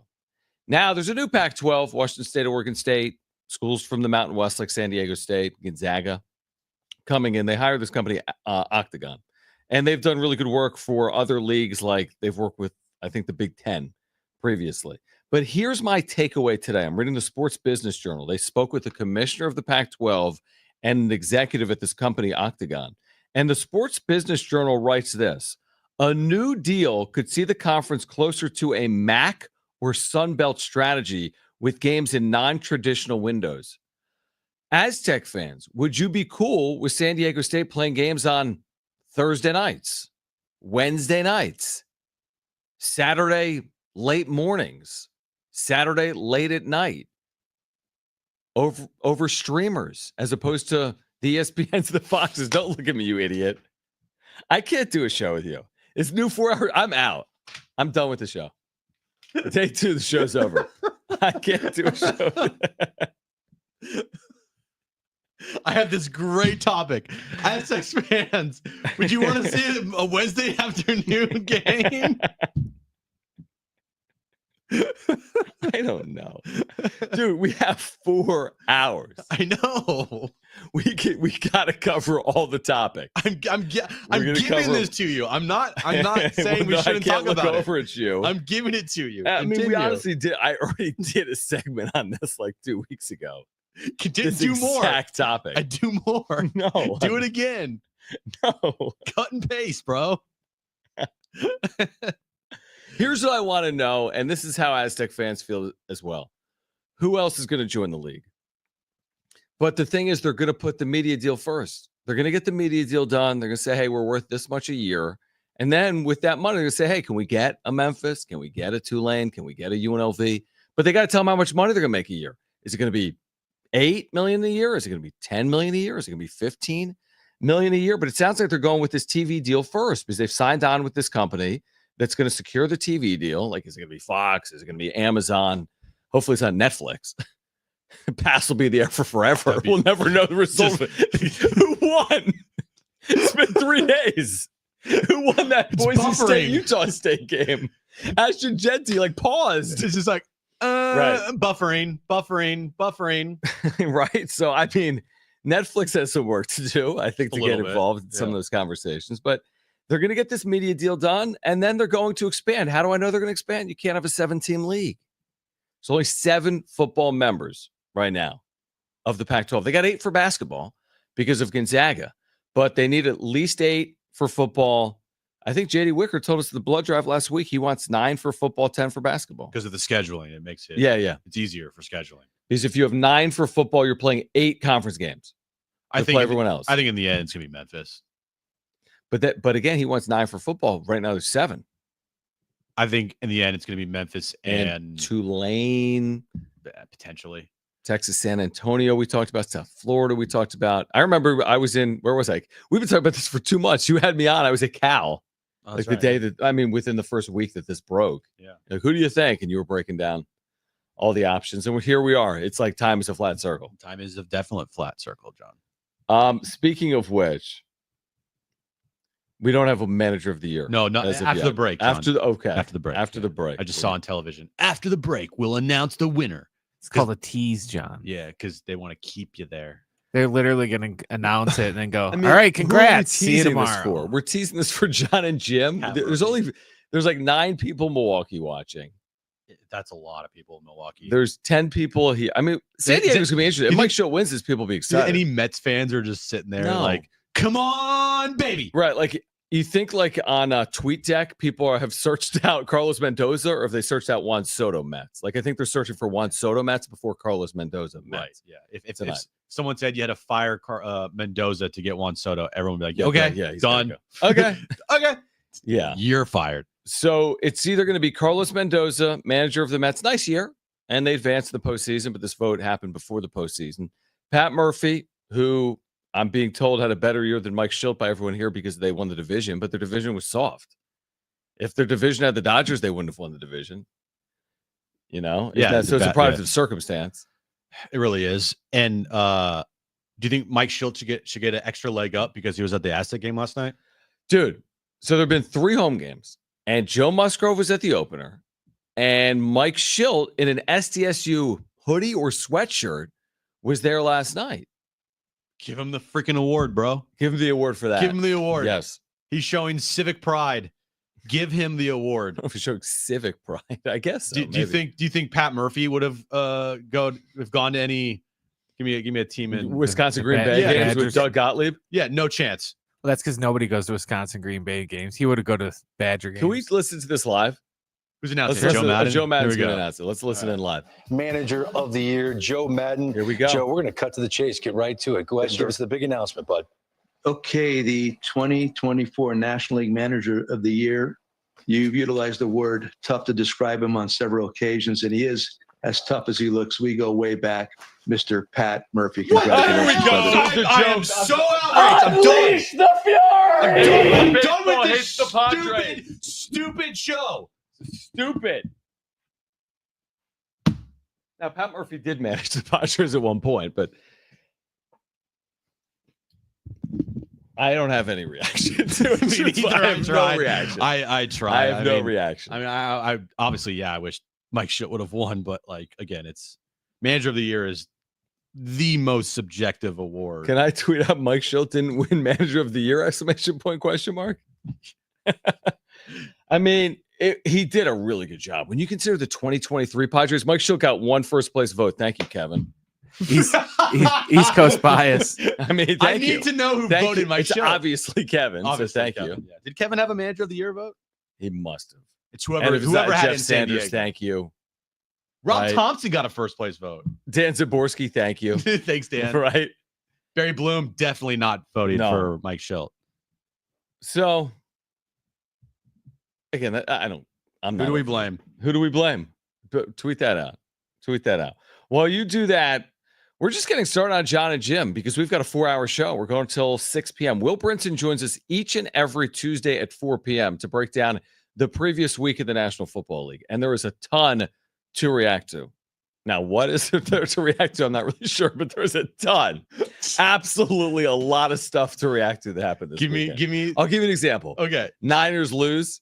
I think they had a late lead, blew it. Jets fired their GM. Yep, they're a train wreck. Yeah. Dallas's stadium fell apart, Yeah. and they lost to the Texans by 100 points. And the Texans. Yeah. Is Saquon Barkley an MVP candidate all of a sudden as a running back? Okay. Like, what else have I seen on Twitter that has just randomly popped up over the last couple of days? And what else is going on? Seriously. Give me a storyline. Give me something really real. Well, the Chiefs aren't going undefeated probably now. No. Now they lost. Probably. Are the Chargers a legit contender in the AFC? You kind of nailed it there, John. Good job, Mr. NFL. I'm Mr. NFL. Mr. NFL over here. John Schaefer, everybody. Round of applause. Will Brinson, senior NFL writer, CBS Sports, courtesy of Hamul. He'll join us on the other side. Also in the 4 o'clock hour, your chance to win a 4-pack of tickets to opening night for the San Diego Seals box lacrosse at Pechanga Arena. We are here until 6 p.m. Mike Schilt is not National League Manager of the Year. It's Jon and Jim.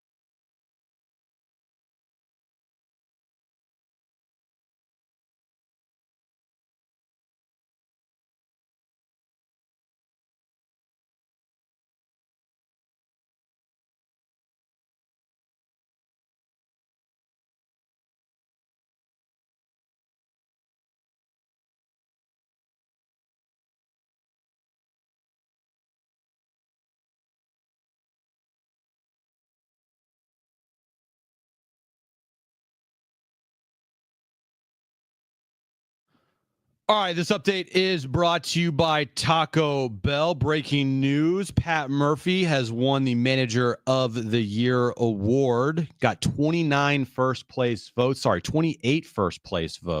Mike Schilt finishes in a distant second, only getting 1 first place vote for the award. Moving over to NFL news of the day.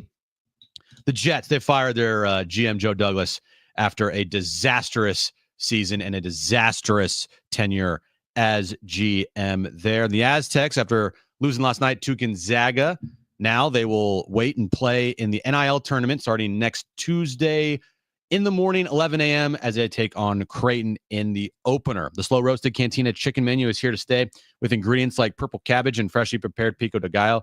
Try it today at a participating U.S. Taco Bell location while supplies last. Contact store for participation, which varies.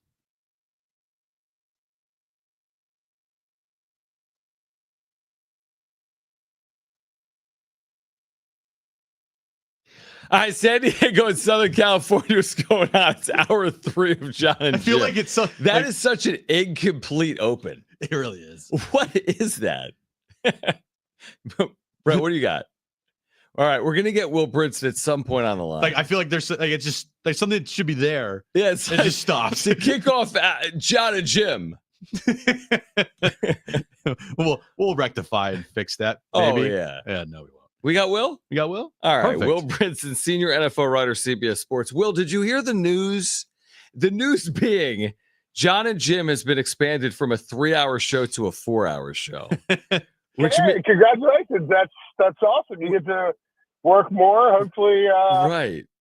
Paid more? Are you putting congratulations in quotes? Just stop it after. Congratulations. You get to work more. That's it. It's Stop like it when there. they tell you CBS Sports write another article. Are they like, there's a little something extra in your bonus? I don't know if they're saying that. No, yeah, it doesn't work like that. It's like, they're like, hey, you're also gonna do video and podcasts. It's like, okay, exactly. I like what I'm doing, but yeah, we're in the same boat. Sprinkle in the pot a little bit there. Exactly. All right, let's talk about where we are. We're heading into the second half of the regular season now in the NFL. You look up, the Chargers are 7-3.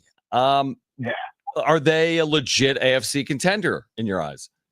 Yes, and the reason why is quite simply there's many reasons why it's to me it's a Jim Harbaugh thing. Mm-hmm. So I haven't looked at the number coming out of week 11, but I have to think it is still the same, and it doesn't matter when I add in the additional part of the stat. But the lowest points allowed heading into week 11 by a team in NFL history with a first-year head coach was the 2024 Chargers at like 13.1, and I don't think they climbed that much even with the Bengals game. The next slowest ever allowed by a team with a first-year head coach, the 2011 49ers, also coached by Jim Harbaugh. That is insane. He owns the top 2 spots in both in the stat. And I think when you look at this Chargers team and the way that they've evolved throughout the season, it's pretty similar to what he did in San Francisco. Mike Singletary was a coach there.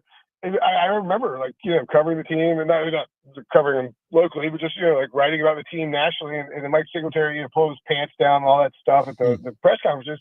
And all we ever talked about with those 49ers teams was how they underachieved given the level of talent on the roster. And that's what we talked about with the Chargers. I went to catch up with a bunch of NC State folks, and I said a Harbaugh thing earlier today, and somebody goes, man, why wasn't he there 15 years ago with Rivers? And it's like, yeah, no kidding. But he's got this quarterback in Justin Herbert who suffered an injury, played a fasciitis in the preseason. He brings him along slowly. And over the last month or so, he's really unleashed Herbert. The defense is playing well. The offense, they built through the offensive line just like those 49ers teams who had multiple first rounders at the tackle positions. They pounded the ball with a underappreciated sort of grinder in Frank Gore, just like J.K. Dobbins and Gus Edwards. And they have weapons at wide receiver that were, Michael Crabtree, they have Vernon Davis at tight end. I don't know. It's just eerily similar. He just gets the most out of everyone. He has everyone believing in this team. And I think, we talk about the Steelers too, if we want, but in this season with the AFC, the Chiefs are what they are, and they're going to get hot in the playoffs. The Bills are really good, and the Ravens, can be explosive on both sides of the ball. But it does feel like this is the type of season where a grinder team like the Chargers or the Steelers that might not normally be in the upper echelon, maybe the Broncos, who knows, could really make some noise in the playoffs. It felt like the Bills beating the Chiefs, you could kind of see it, happening before it happened, just because, like, if the Bills don't win that game, Chiefs are going to probably get the number 1 seed, but Josh Allen's been playing great this year.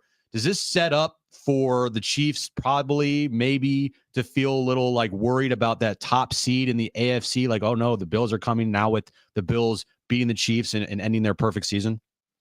Yeah, so the Bills are 4-1 in the regular season against the Chiefs and 0-3 in the postseason, as everybody knows. I think for me, the takeaway, if it's going to be anything from this, if you're going to try and I wrote about this for CBSSports.com, but if you're going to try and spin it as, okay, this one actually matters when it comes to the playoffs, is that if Buffalo can go take the 1 seed, which is obviously possible now, it wouldn't have been if they lost, they can, unlike last year, it's not even like bring the Chiefs to Buffalo. It's make the Chiefs play multiple games, and possibly one on the road, depending on what happens to the Steelers and the Ravens and the order there. But it's like, make them go through this gauntlet before they come to Buffalo for the AFC Championship game. And you get the bye, you get healthy, you get time to game plan.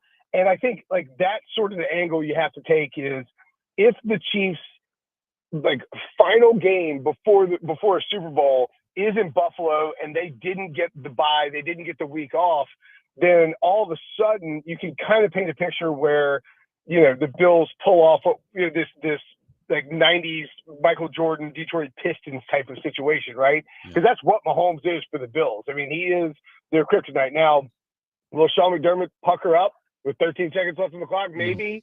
Will Mahomes pull a rabbit out of the hat, and will Andy Reid have something cooked up for Buffalo if and when they eventually meet in the AFC title game? Probably. They're inevitable, just like Thanos, just like the Patriots with Brady and Belichick. But I do think if the Bills could go get that 1 seed, maybe it forces that path. Because at least last year, it's like Mahomes' first road playoff game. He's an underdog. He's going to Buffalo. But it's they're kind of fresh at least. And it's at least make them run the gauntlet before they have to go through Buffalo. Will Brinson, senior NFL writer, CBS Sports, with us right now on Jon and Jim. We know that MVP awards are typically won by quarterbacks. I know Saquon Barkley's name has come up here recently. I just did the math. So he's pacing for 1,933 yards on the ground and about 14 touchdowns. If he did that, where would he finish? 1,900 plus yards, 15 touchdowns. Where would he finish in the MVP voting? Wow, he finished first in the Offensive Player of the Year voting. Okay, yeah, exactly. Yeah. The difference is now with the way they expanded the voting, where you get 5 votes per. So we have 50 voters. They, it used to be 1 vote per, and that's how you got these discrepancies. Just got these blowouts. Justin Herbert for Rookie of the Year blew out Justin Jefferson. I think with the 5 votes and just given sort of the dearth of. We were doing a list. CBS asked us to do a list of to send in our votes. Can you really put Mahomes on there? He's been okay, but you're probably putting Burrow on there first. It's these guys. If Burrow misses the playoffs, it's gonna be hard to put him on an MVP list, even if he has this insane season that he's having. 18 touchdowns, 2 picks, and 7 losses, which is just wild. Herbert's been good, but he's probably not going to garner a ton of votes in this spot. So I think. It's going to be like Josh Allen, Lamar Jackson, and then you're going to get a bunch of sort of different skill position guys. So given that, you're getting 3 points for a third place vote. If he finishes with those numbers, he could be third in the MVP voting, maybe fourth or something like that. But it'll be. I think Allen and Lamar are playing too well for him to garner any actual first place votes outside of Philadelphia, where there will. Believe me, inevitably be several local honks who vote for him. Absolutely. Will, how much blame do you put on Kyle Shanahan for their 5-5 season so far and all the miscues on special teams and having late leads and with 2 minutes remaining and then losing those games. Like, how much of the blame does Kyle get, in your opinion? I think that's always a tricky one because it's like, yes, when you blow these games, it's easy to point at the coach. And the special team stuff is just outrageous. Awful. I think Fox flashed a graphic that was like every game is something. And that does come down to Kyle Shanahan because, you're hiring the guy who coaches the special teams. You're the CEO of the team. You're running everything. If special teams fails, that's on you too. I do think that sometimes there's a case of a team loses close games late, but the team had a lead. Sort of like when the Ravens were losing these, they're losing it's like, oh, they called them another double-digit lead. And it's like, that's really bad. But you also have a double-digit lead in the fourth quarter, And a lot of times that comes down to how well was the team prepared ahead of time to be in a position to win, and did they overachieve relative to maybe expectations? But yeah, I don't think Kyle Shanahan's I don't think he's like a choker or anything. No. I mean, but he definitely has. He's got some knocks on the ledger, right? I mean, there are some spots that you could say, oh man, if you've done this differently, what would have happened, et cetera, et cetera. I think more than anything, I'd chalk it up to injuries and maybe a little bit of bad luck. But yeah, I mean, Kyle Shanahan blames 25%. If you're doing that, I think injuries for me are way, way higher. And we still haven't seen this 49ers team operate they're the type. I mean, it's setting up for a quintessential. They get in as a wild card, and you can't believe that you won the NFC South, and you have to host a healthy Christian McCaffrey and a really efficient Brock Purdy with the offense starting to get going. Their record is so good. I think it's now it's 24-5 from week 10 to week 18 since 2020, which is just absurd. So yeah, blame for Kyle Shanahan, but this team, I feel confident this team will figure it out, and you don't want to see them wild card weekend. Hope you're right. Will, I know. Will Brinson, senior NFL writer, CBS Sports, with us. Final one for me, Will. The Jets starting quarterback in 2025 is? Not also their head coach, GM, and president of football operations. It's not going to be whoever got fired today. It's not Joe Douglas. Aaron. Yeah. I mean, I think it was Rich Cimini of ESPN who's really, really plugged in with the Jets, but he pointed out that the Joe Douglas firing may very well signify not Aaron Rodgers retires, but he's not welcome in New York next year when you bring in a new regime where, if you bring in a new GM and then Aaron Rodgers doesn't get along with him and you've got a situation where, I'll tell you what, I can't remember who it was. Kevin Seifert, I think, tweeted out, but it was the prophecy is coming true.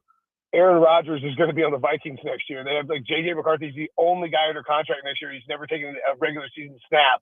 So all of a sudden, it's he is Brett Favre 2.0. He gets traded to the Jets. They cut him or something like that, and then he goes to the Vikings. It does feel like the quarterback for the Jets. And here's a hot take for you. The only person who can save the Jets is Donald Trump.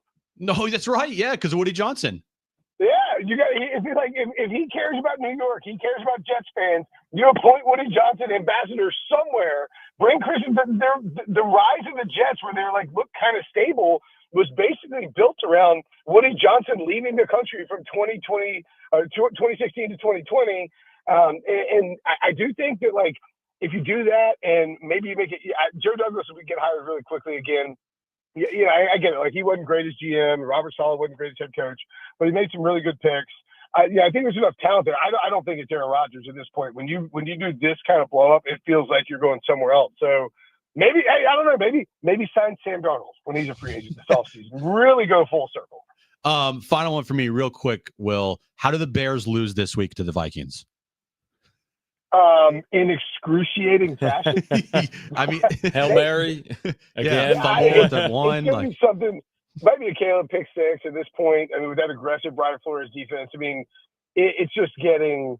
You watch the NFL long enough, and you know what's coming. You fire your OC, you score your first touchdown in a month, and then you go out and, lose in the last second to the Packers, a team you haven't beaten since 2018, which is, you play it twice a year. It's insane. It feels sort of like a, fait accompli for Matt Eberflus at this point. Even though the defense has improved, the offensive acumen just isn't there. And, the McCaskey family, say what you want about them. I don't know that they're, George McCaskey, who's the president there, I don't trust him to pick a good GM. I don't trust him to pick a good coach.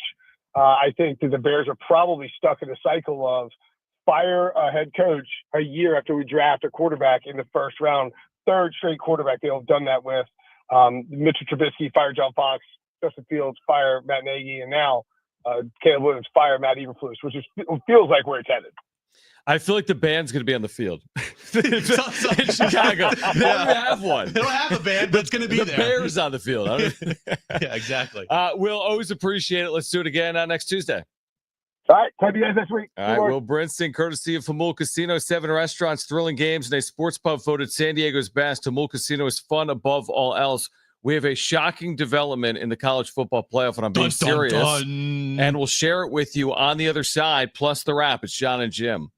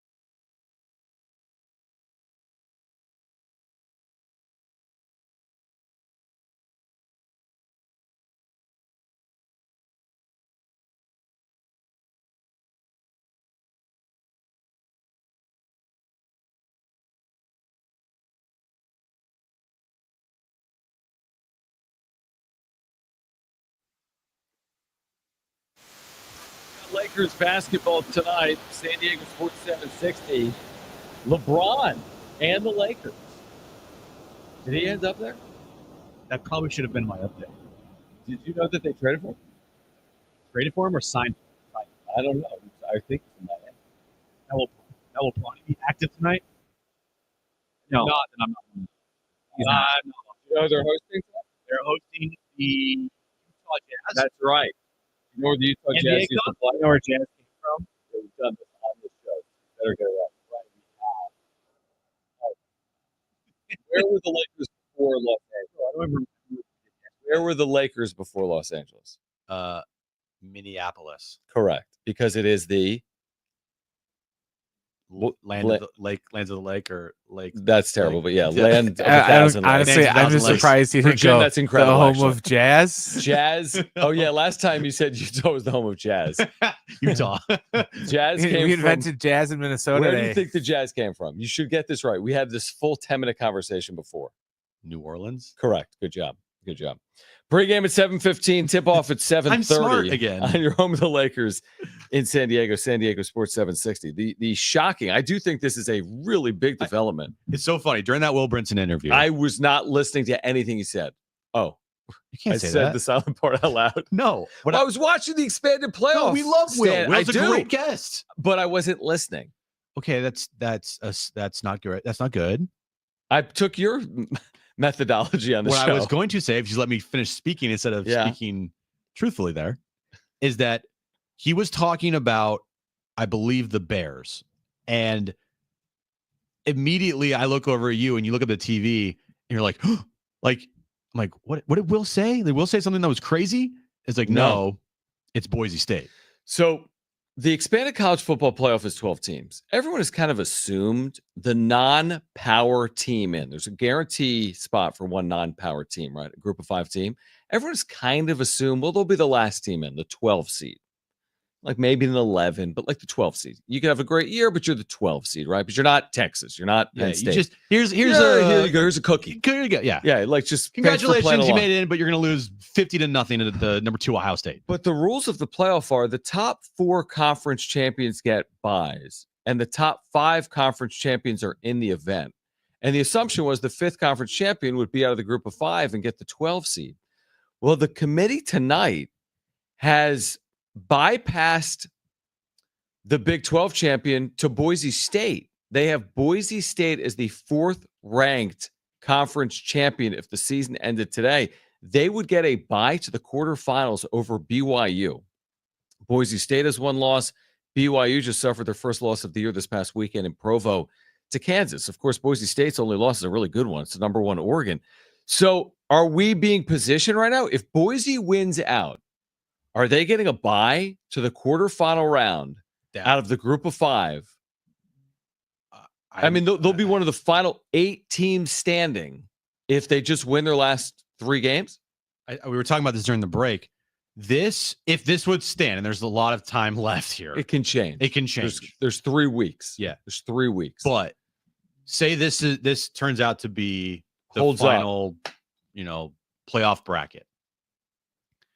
This is a massive, massive win for the upcoming Pac-12 conference. Yeah, you're negotiating TV rights. You got a team that's going to get a bye to the quarterfinals in the college football playoff. It is huge, and it's big right now for the Mountain West Conference. It is, but it's even bigger for the future of the Pac-12 with Boise State. You're negotiating a TV deal. Yeah, it's huge, and I think just looking at it right now, this seems like a pretty fair bracket. Would you agree? I think they did it right. Like I was under an assumption that they would, I hate to use the word cheat, but kind of cheat the system. Where in basketball, they treat it pretty fairly. If Gonzaga has a good year, nobody's like, oh, they're a small conference. They can't be a 1 seed. No, Gonzaga gets a 1 seed. They've been a 1 seed before. But in football, it's like the deck is stacked against the group of 5. You just assume a 2-loss team from the power is ahead of like a 0-loss team from the group. Yeah. But the way they're treating this right now with Boise, ahead of the Big 12 champion, as we sit here right now, I don't see why Boise would be passed by a Big 12 champion if they're now ahead of a Big 12 champion. I guess based on who the Big 12 teams still have to play. Is the one team that I think could do it. Colorado? Colorado. I don't think so. They have 2 losses. I know they have 2 losses. Where were they ranked in this top 25? Because they'd have to come all the way back from Boise, which is 12th. Do we know that? Who are the last 2 out? Do you see Does that? it say that? Tennessee and is that SMU. Okay. So they're not even within the last 2 out. I mean, they'd have to overcome. They'd have to create some, right? Like they'd have to come back to do that, so to speak. But if you win a conference championship, right, you get automatically in. They'd be automatically in. Here it is, by the way. Colorado's 16th. That's 4 spots behind Boise. But you're right. They might have they have a tougher schedule, I'm sure. Yeah. No. Well, Boise, not in the college football playoff ranking, is 14th. Colorado's 16th. Is that the college football playoff ranking? Boise's 12th. Sorry, in the 12th. ranking. Okay, I know, but I'm saying right here, the number 4. That's BYU. Sorry, BYU. I say Boise. My bad. Yeah. BYU 14th. They're Colorado 16th. Yeah. So here's my question: if you're Colorado and you're in the Big 12 championship game, just hear me out. It's against BYU. Whatever. So if 16 beats 14, does that catapult you over 12? Ooh, catapult. Because Boise's not playing 16 or 14. That I don't know. They're going to play Colorado State. But it gets you in. Boise's in if they win the Mount West. No, that's what I mean. Yeah. BYU. If Colorado beats BYU, it gets them automatically in. Gets them in. Boise's but are they going to catapult Boise as the better or higher ranked conference champion? Depends. What if Colorado in the Big 12 title game beats blows yeah, out that's always possible. They play? Yeah, it's possible. And they might have a tough schedule. I don't know. Like they win 42-20. Do you think the committee is going to be like against the Boise team who give me if you have the remaining schedule? Well, okay, here's an example. If Colorado beats their last 2 games are at Kansas. Now Kansas is sneaky good. Their record sucks, they but just beat BYU. They're sneaky good. If you beat Kansas and Oklahoma State is awful. Is that enough to pass Boise? Give me the Big 12 title game though. Yeah, probably BYU type. Yeah. So right now, Arizona State. Right now, going forward, the remaining schedule. No, Boise State does not have a game left on their schedule, including the Mountain West title game, that can match up with the Big 12 title game. Not really. UNLV, I think, is now in the top 25. Okay, but still, like I said, it doesn't match. Doesn't match whatever that completely. Big 12 title game will be. Which can it be Colorado BYU? UNLV, by the way, is 24th. Okay, it's good. It's very good. It's great. But can BYU play Colorado in the? I think so. Okay. Yeah. So that game would be better than UNLV versus Boise State. But then the question becomes, is that enough to move you ahead of Boise State? Maybe. Depends on what happens. It depends if Colorado just continues to play really good football, blowing teams out, and if in that Big 12 title game, say against BYU, like they win 42-20.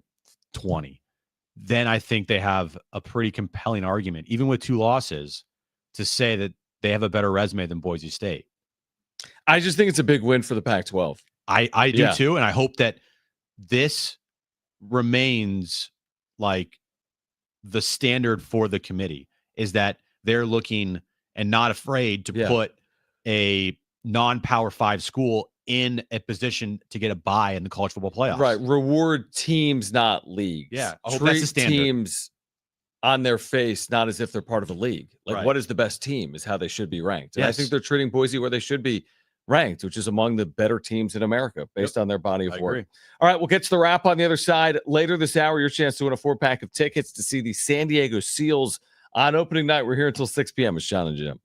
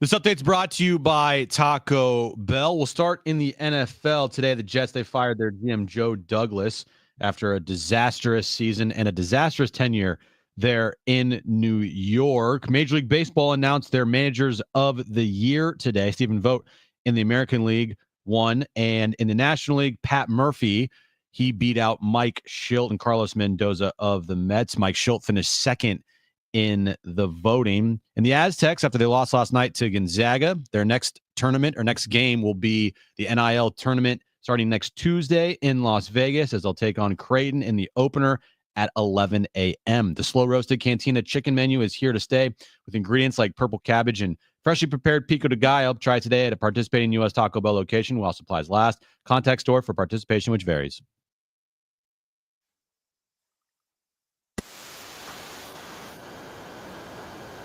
All right, Dan Zaborski voted for Jackson Merrill as Rookie of the Year. Of course, you know it went to Paul Skenes. And we joined us earlier. If you missed that conversation, we'll have it back for you coming up at 5:30. Also, this hour, your chance to win a 4-pack of tickets to see the San Diego Seals. If you've never seen the Seals at Pechanga, it is a great experience. We have opening night, a 4-pack opening night, Sunday, December 1st.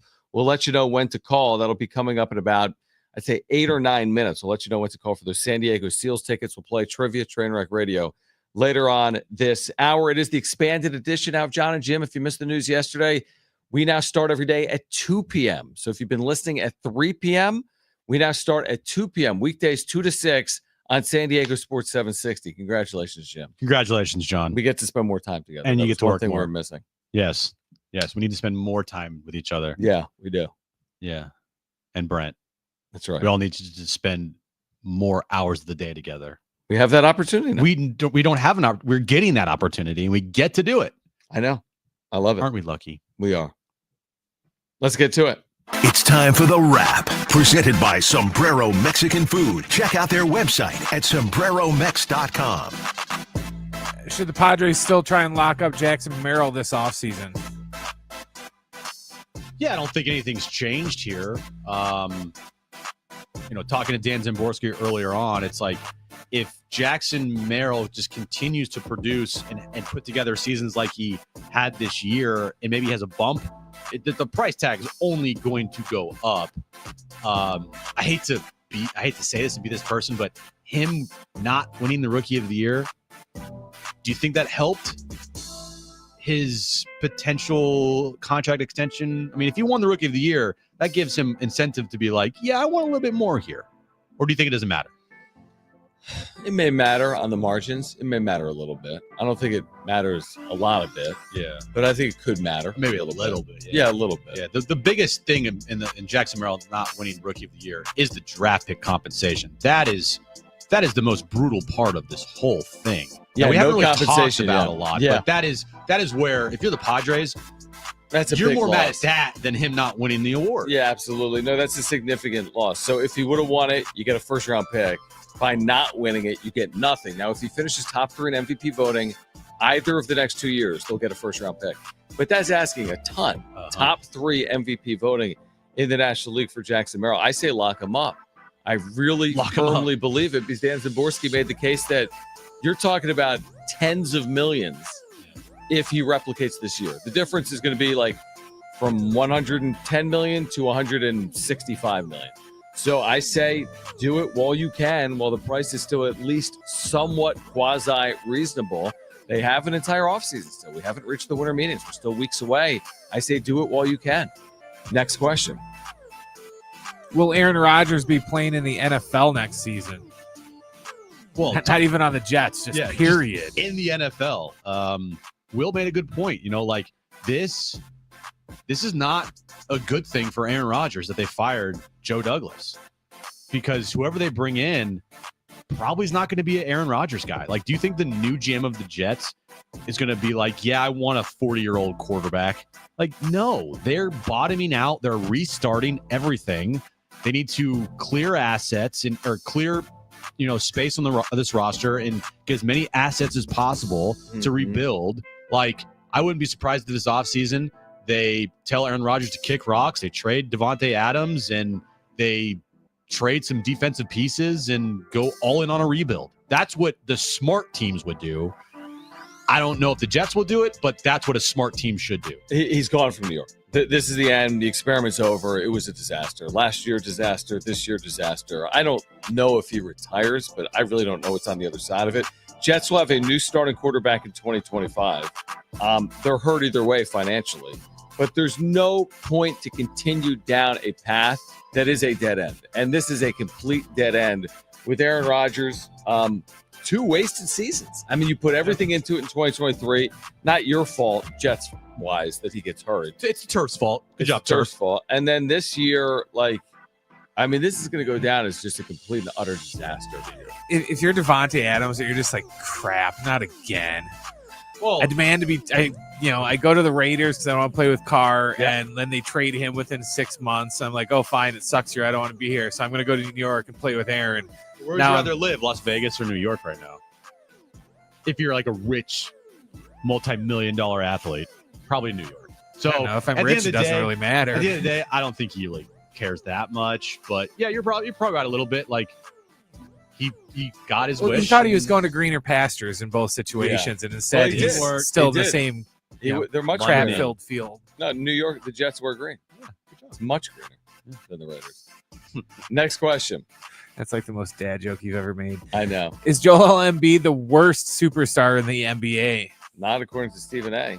So, did you see what happened with the Sixers the other day? I did. That they called a team meeting, and Tyrese Maxey called out Joel Embiid for being late to everything, for not showing up, for not playing, for being out of shape. And I didn't know they're 2-11, right? Is that the record is? It's not great. They're a little behind the Cavs. They recently just lost to the Orlando Magic. They're 2-11, but the Wizards are 2-11 too. So they don't have the worst record in the Eastern Conference. We had this conversation about a month ago. Yeah, at the top probably. of the key event. Yeah, because that's when Stephen A. Smith did his rant about Kawhi being the worst superstar in the history of the sport. Kawhi's won 2 Finals MVPs. Kawhi's been a multiple-time All-Star. He's injured, but he has accomplished infinitely more than Joel Embiid has accomplished. And Joel Embiid is not even close. Yeah. And Kawhi's never had an issue like Joel Embiid's having issues inside of a locker room. Joel Embiid should be considered, yes, he is the worst superstar in the NBA, taken off of the Stephen A. Smith conversation. And to me, it's not even close. It's awful. It's awful. Well, here's the amazing thing, and you're right, because Kawhi has always been seen as the poster child for load management, and then you look at Joel Embiid's career, and for whatever reason, he's gotten off completely scot-free. He has played 436 games in 9 years. Like, do the math on that. He's playing 40 games a year. He's played 40 games a year in the NBA. He's had seasons, Jim, of 39 games, 50 games, 31 games. Like, come on. You got to do more than that. And he hasn't won anything. Won an MVP.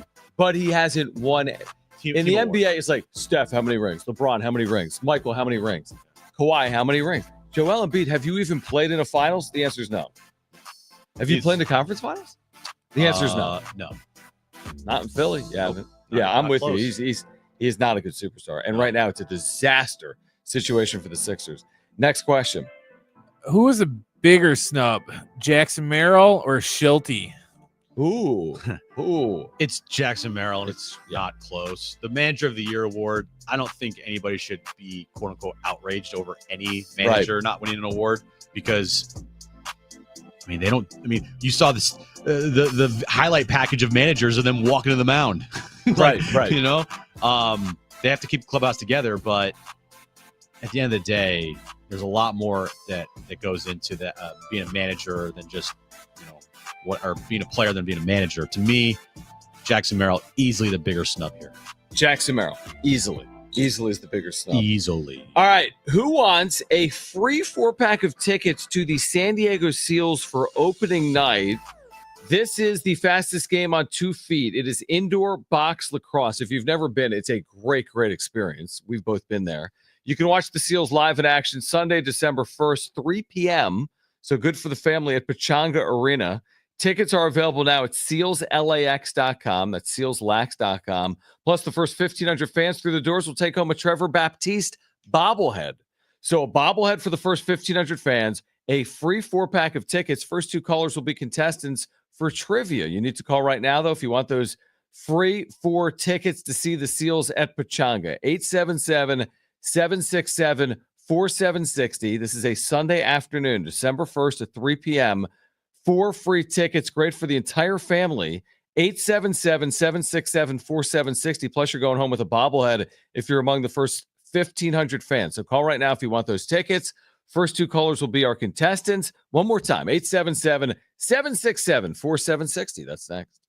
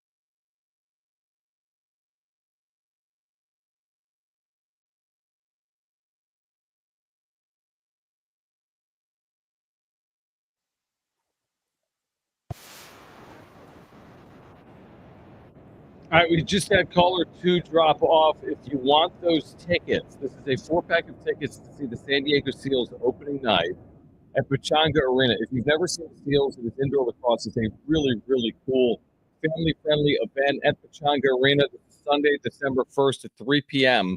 Call 877-767-4760. We have a free 4-pack of tickets. We'll play trivia. Jose is standing by. 877-767-4760. Again, a free 4-pack of tickets. This is Sunday, December 1st.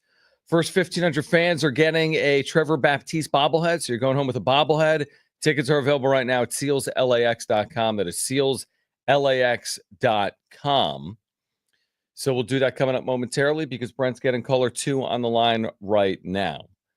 We had Dan Zimborski from Fangraphs earlier. He voted for Jackson Merrill for the National League Rookie of the Year. If you missed our conversation, you'll hear it coming up. Knower of ball. Knower of ball. Yeah, 7 people in the whole entire world voted for Jackson Merrill. He's one of them. Yeah. Of course, only 30 people voted. Yeah, it's not like it's. It was like it wasn't a presidential. People. Yeah, exactly. Voted. All right, let's get to it.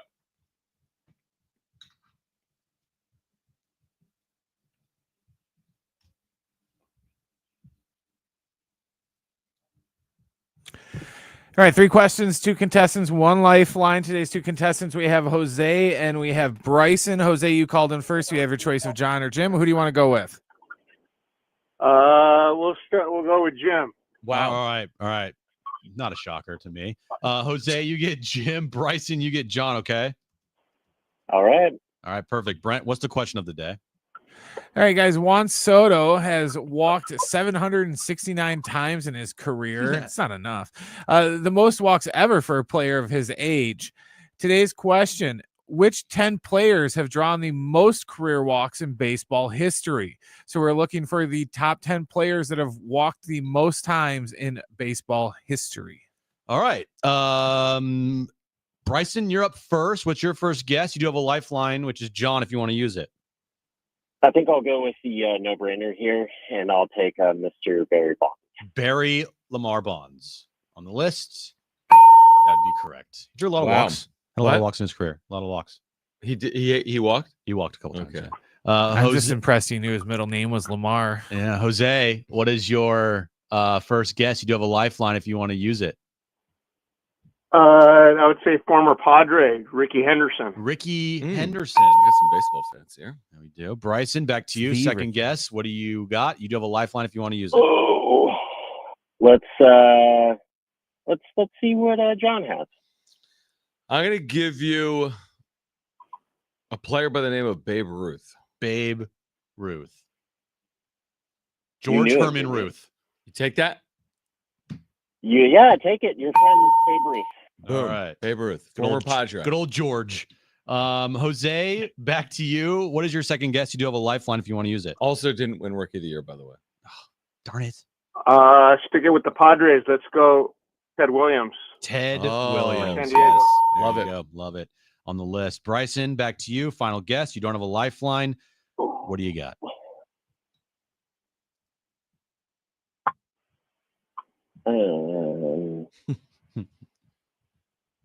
All right.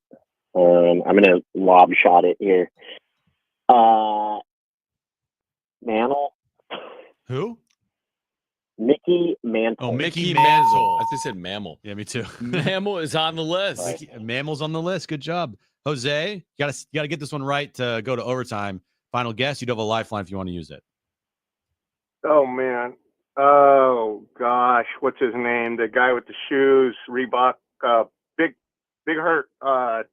Frank Thomas. Frank Thomas. Wow. On the list of a pull there that I would not have guessed. And I would have accepted if he only came up with Big Hurt. Big Hurt, yeah. That. That's incredible. Wow. Good job. Good job. All right, now we're going to overtime. So Brent, give us the rules of overtime. And then after that, give us the question. All right, guys, how overtime is going to work is I'm going to ask you another question. When I'm done asking the question, you are going to yell out the name of your partner you had today, either Jon or Jim. Don't yell out the answer.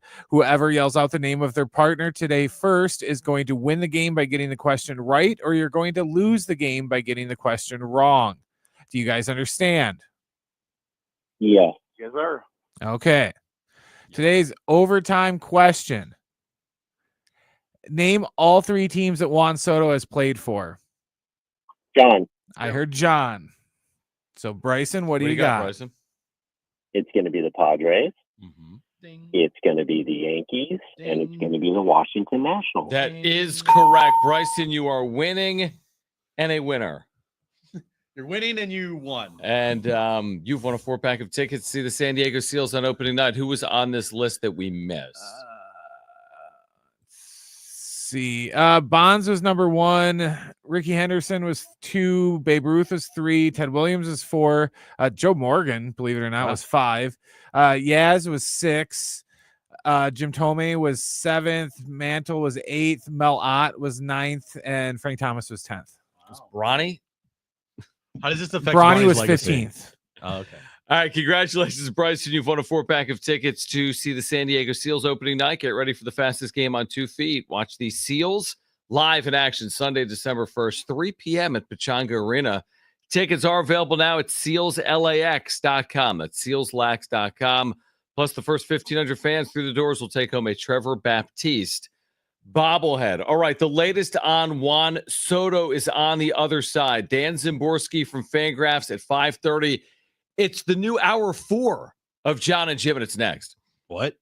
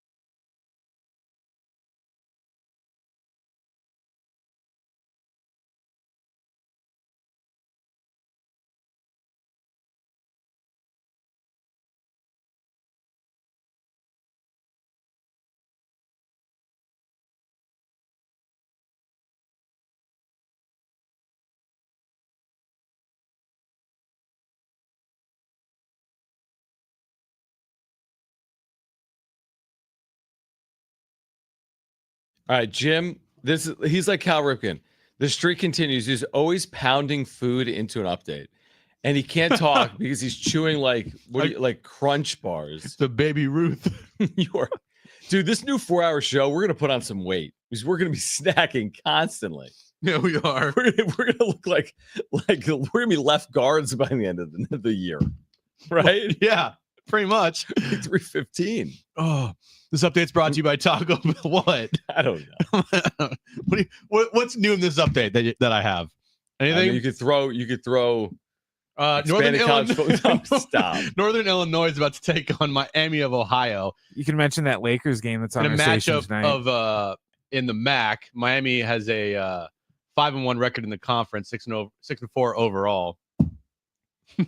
Lakers play tonight right here on San Diego Sports 760. John, did you know that? I did.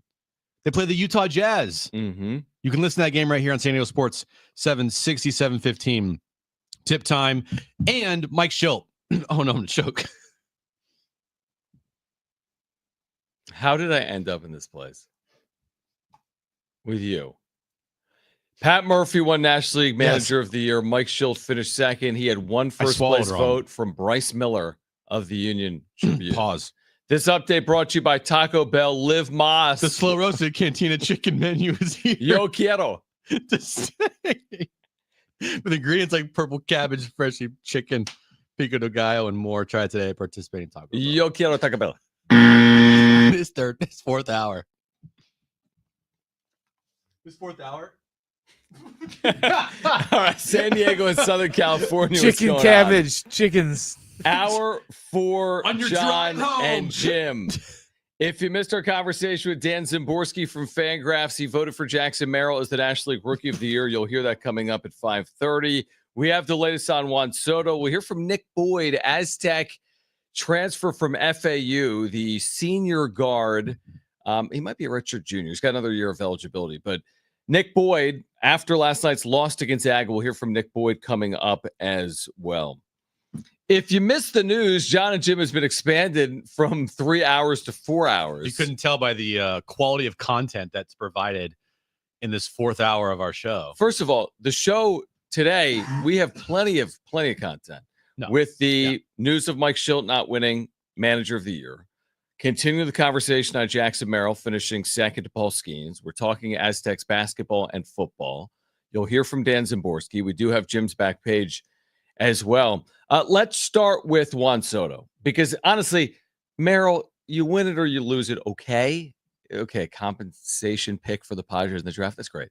Juan Soto, Roki Sasaki, like these are huge, impactful names that are going to impact Major League Baseball in 2025 and beyond. So the latest with Soto is it is a buyer's market for Scott Boras. His agent, he's gotten not just the Yankees in on him, but also the Red Sox, Mets, Blue Jays, and we've learned within the last 24 hours, we talked about it yesterday, Owen Gonzalez reported it, the Dodgers need an outfielder, and the Dodgers have met with Juan Soto. Now, we don't know how serious the conversation is. We know the Dodgers are also in on Roki Sasaki, but it's like, can they really amass all of this?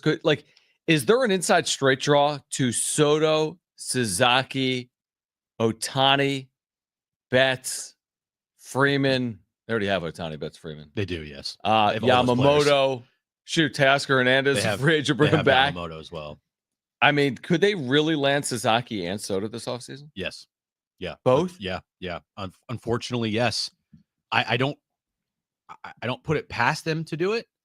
Like, if I'm Andrew Friedman, you've gotten over that hump. You've won a legitimate World Series. Okay. Now the next task is to try and win as many as you possibly can. And what gives you better chances to win than adding really, really good players? You know, like if you can do it, why not try? Right. You know, the Warriors, after they won 73 games, they lost in the finals that year. Did they need to add Kevin Durant? No. But guess what? They said, we want to try to win multiple titles and continue to be the best in the league. We don't have to add Kevin Durant to a team with an MVP on it, all-stars everywhere. But we want to, and guess what? We can. So they do. They went out and did it. mostly because they could afford to do it because of the contract that Steph Curry had, which was a contract that allowed them to sign KD to the max. They can do it now, the Dodgers, because of the contract that Ohtani has. It allows them to go out and spend big time money for a guy like Juan Soto because Ohtani decided late in one night, I have a great idea. I'm going to defer all my money. Right. Let me give this option to the Dodgers. And because of that, you can go out and you can sign a Juan Soto. And also, guess what? Roki Sasaki is going to cost you nothing. You can sign Roki Sasaki as well. Yeah, like I don't really see why Juan Soto wouldn't sign with the Dodgers. He was traded to the Padres, had to sign off on that. This whole West Coast thing, he went to the Padres for not a penny more. Didn't have to go. He could have said no to it. He said yes to it. He might like New York. He may prefer the East Coast, but he might prefer more money too. In fact, I know he does. He's already said as much in his actions and in hiring Scott Boras and in not signing a long-term deal with either the Padres or the Yankees. I mean, shoot, he didn't sign a long-term deal when traded to the New York Yankees because he's trying to maximize his dollars. And he's got the perfect situation. He's coming off an incredible year. He helped guide his team to the World Series. He's 25 years of age. And all of a sudden, $600 million or more is very realistic. A lot of people scoffed at the idea of, like, how are you turning down the Nationals? They offered you $500 million. That was far and away the richest deal in the history of the sport. Now you fast forward a couple of years, he's going to be getting $600+ million. So here's the thing. Because of what you just said there, the Nationals offering him, what, $500 million? 500, That's what's been reported. There's no way in hell he's taking anything less than that because then it's going to be viewed in the eyes of the industry as you effed up. But what deal is under $500 million is the point. Out of these deal. 7 teams. No deal is. Yeah. And I also think that the reporting of him getting the most money he possibly can, whoever offers him the most, he's going there. I truly believe that. I agree with that. If the Blue Jays offer him $700 million, he's going to the Blue Jays. More than $625. Yeah. And if the Dodgers offer him $700 million, he's going to the Dodgers. I don't think if the Dodgers come to the table with a contract offer of $50 million, and then you have the Mets offer a $620 million, not like a crazy gap, but still, I mean, that's a crazy gap. It's $70 million. Okay. But okay, fine. Say the Dodgers offer him $550 and the Mets offer him $560, $580. Okay. He's not going to be like, you know what? I'm going to choose the Dodgers because it's a better organization. No, he's going to be like, oh, highest bidder. Boom. There you go. How you doing? Right. That's what this is going to come down to. I'd be shocked to find out once Juan Soto signs with a team that another team outbid the team that Juan Soto signed with. One part of his legacy may be the fact that he's kind of a mercenary. Like, you got this first ballot 98% Hall of Famer. Well, he's also traded. It's not his choice. Yeah, he has been traded. No, it was his choice. It was his choice to be traded from the Nationals. It was solely his choice. They threw multiple very fair, richest deal in the history of the sport contracts in front of him. Well, he's probably sitting there thinking, I'm glad I didn't sign that because Maybe the Nationals suck. Yeah, they don't suck. They could, but then again, they probably would suck without the return they got from Juan Soto. No, your point's valid. I'm just saying that you're going to be on 4 teams by 25. 14, that's likely where you finish, but you're going to sign a 10+ year deal. So you play for 4 or 5 teams. He does have a ring, which is a part of the legacy as well. He won as a 19-year-old, and he could absolutely get another with his next team. Hey, I'm fine with being referred to as a mercenary if I've got $700 million in my Wells Fargo. You can literally call me whatever you want every day for the rest of my life. If I had $700 million, I would not care. We say that, but there's Dean Spanos. You know, there is something that at some point it's about more than money, but not in professional sports and you're a player. I get it. If I'm Juan Soto, I want the $700 million. Do I think Juan Soto is worth $700 million, even though he's a first ballot Hall of Famer? I don't. So I don't. How disingenuous is going to be during his press conference when he says, I picked here because I want to win. It's a great team. I love it. Great team, great city. I always wanted to play in Philadelphia. I hope that there's some shred of honesty there. And he says, hey, they offered me the most money. I'd almost respect that more. It's a game. Scott Boras said within the last few days, maybe it was at the GM meetings, that the team that signs Juan Soto will get a bargain, essentially. He will make them billions, he said. The team that signs Juan Soto is going to get billions while he gets paid in the hundreds of millions. He's not Ohtani. He's definitely not. I mean, he's not marketed like it. And also, does Mike Trout make the Angels billions of dollars? No, he doesn't. Does Aaron Judge? Is Aaron Judge bigger than the Yankee brand? No. And also, like, is Juan Soto winning in New York without Aaron Judge? Is Juan Soto winning in D.C. without the team that he was on, that incredible pitching staff? Is he winning in San Diego without the lineup that was around him? Yeah. He's one player, and he's a very good player, but someone's going to overpay for him, and it could be the LA Dodgers. And by the way, that, like I said, Roki Sasaki to LA is the worst case scenario. Juan Soto to the Dodgers is the worst case scenario. Yep. That is well, the worst case scenario is Sasaki or like Corbin Burns and Soto to the Dodgers. But it's just like Soto's so personal. And Sasaki is too, because you think you can land him. Mm-hmm. I mean, people in this town already hate Juan Soto for this perceived I guess toxicity that he brought to the Padres clubhouse. I don't think people hate Juan Soto by and large. I think there are people. I don't think Padres fans. I don't think dislike Padres Juan Soto because they believe that Juan Soto should have done more here. Yeah, I like think it was his fault that the 2023 team collapsed, and that if 2022 team didn't, and if he was better in 2022, they would have made a World Series. Yeah, I think that's accurate. I think they thought he should have done more. I think probably some people dislike. Yeah, absolutely. Yeah, he's got like a complicated legacy here. He does. Because when he got here, you thought the sky was the limit, and when he left here, you're like, what a unfinished business ending. It's such a short tenure.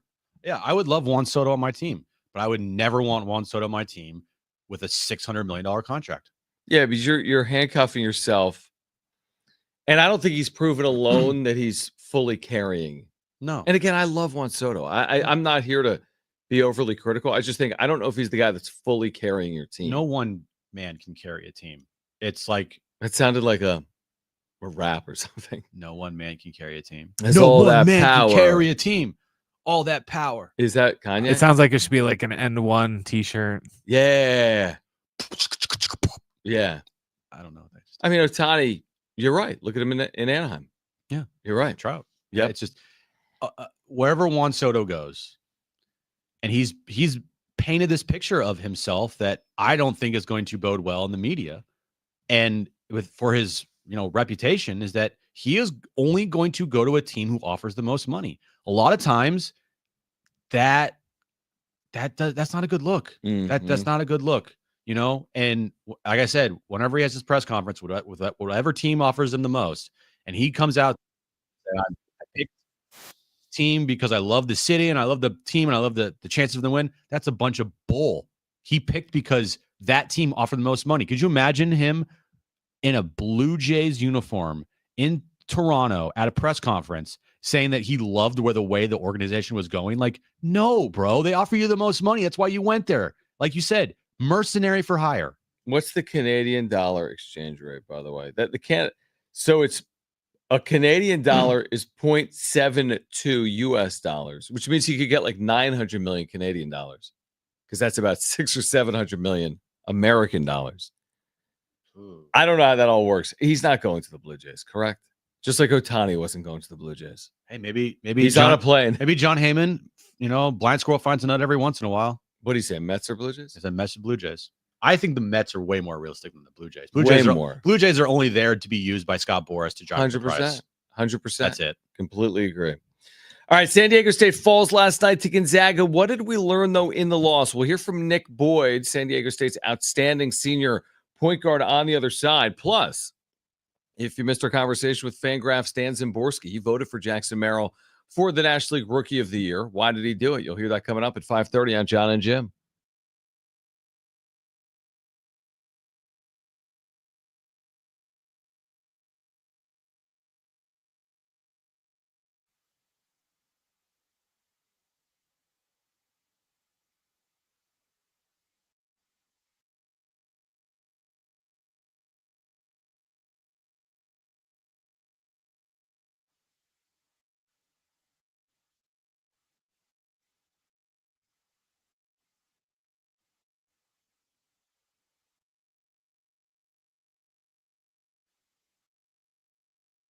All right, hey guys, it is Jon and Jim for our friends out at the Mool Casino all month long. It's a great time to get out there. You can win a Mercedes-Benz C-Class. One lucky winner each week will also be driving home a brand new Mercedes-Benz C-Class.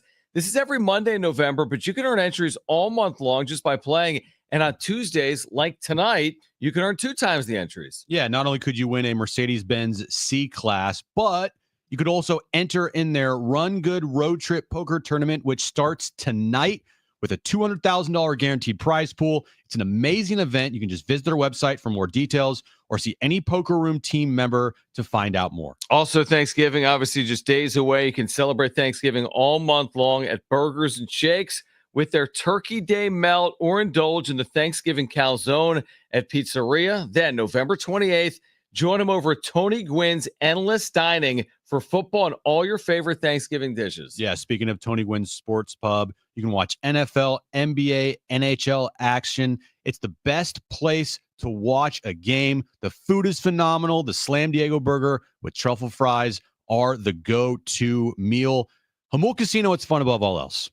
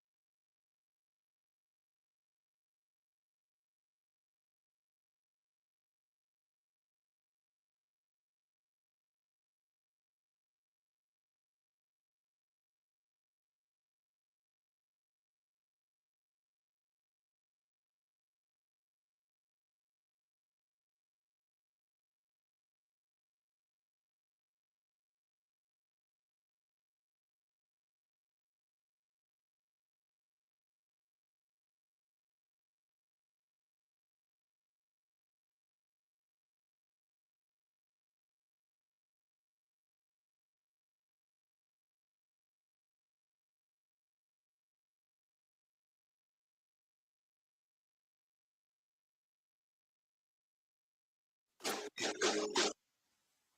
just said something that made me think of my parent-teacher conference that goes in kindergarten this afternoon. No, I was talking to myself out Because loud. how do you spell No. finish?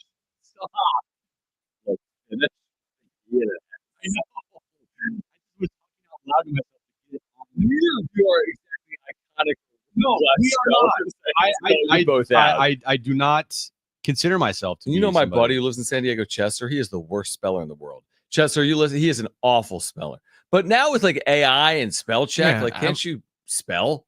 Oh, I'm awful at spelling. You're but, terrible. But that's why I know. You should Yeah. read the liners. That's why I'm terrible at spelling, though, is because it used to be Computers. you needed to know how to spell things. Now Google will just fix it halfway through most of the time. Dude, I would love to see you guys in that script spelling bee with I'd the be awful. 11-year-olds in round one when the first word was like alimony and you were like, No, I'd have to be in like the Billy Madison one against like fourth graders or whatever you when he guys did would get that. smoked. We should do a bit spelling bee contest with sports figures names. See What- if we can get them right. What do you think Jim would be worse at, the spelling bee or like a geography bee?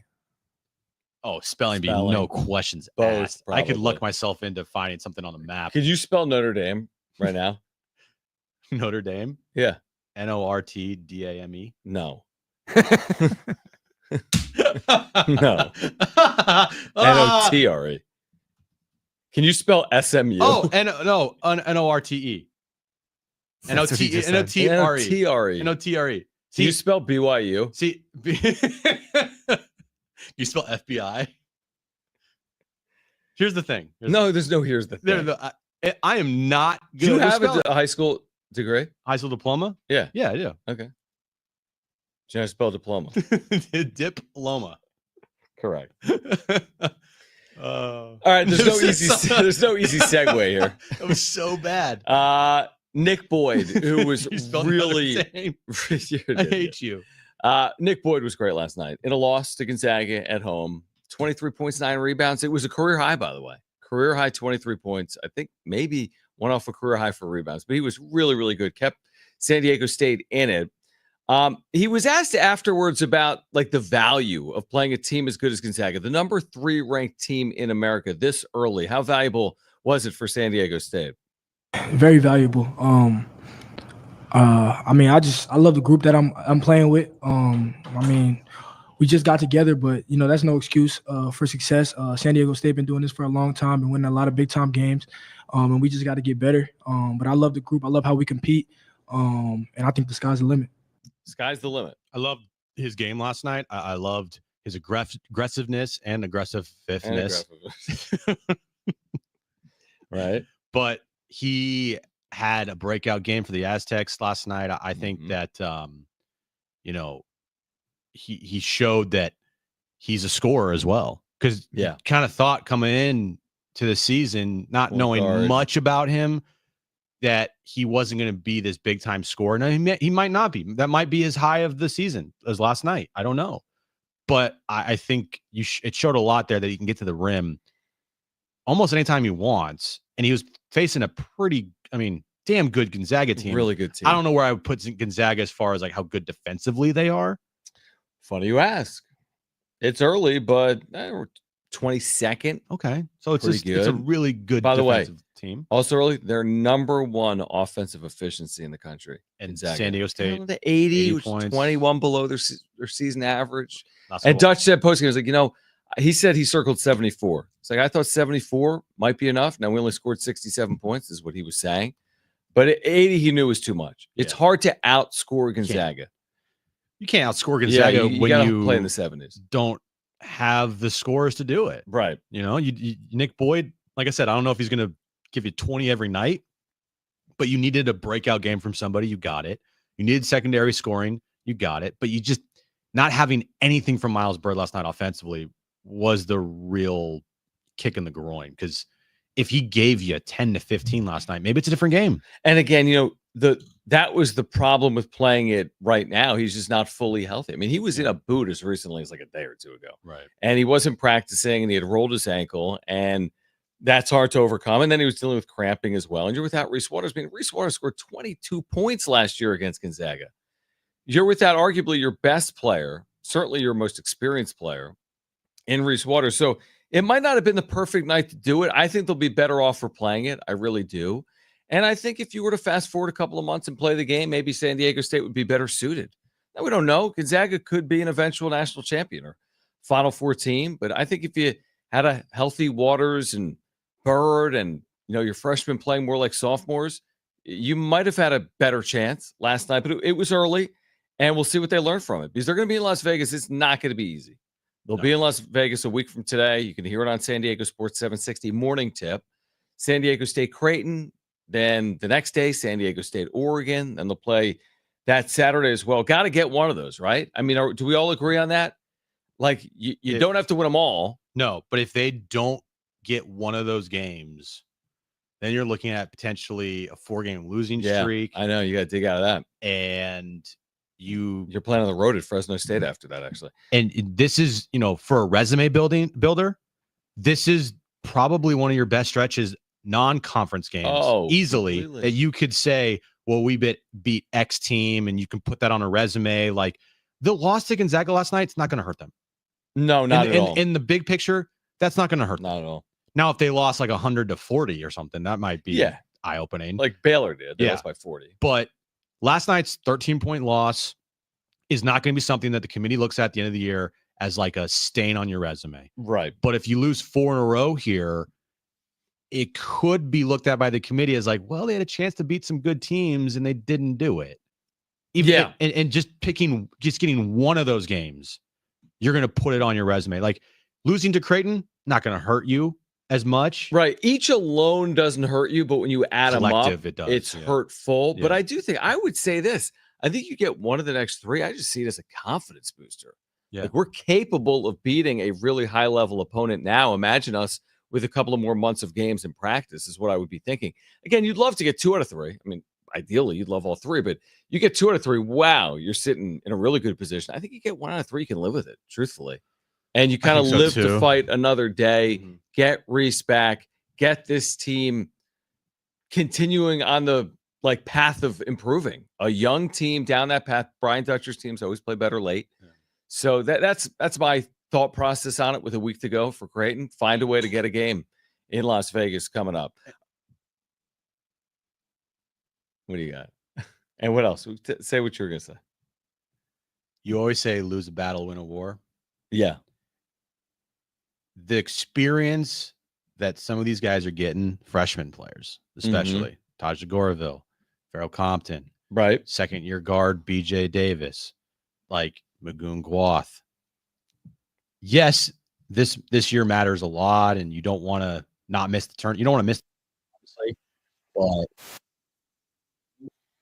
is going to help this program in the future so much, in my opinion. Oh, absolutely. I think it could help them this year. I know this year too. I know it'll help year, beyond you know what I mean? this year, especially if they can keep this roster intact. All right, Mr. Conversation with Dan Zimborski from Fan. Why did he vote for Jackson Merrill as Rookie of the Year? What did he think of the race between Paul Skenes and Jackson Merrill? Great baseball voice. Dan Zimborski next. Jon and Jim.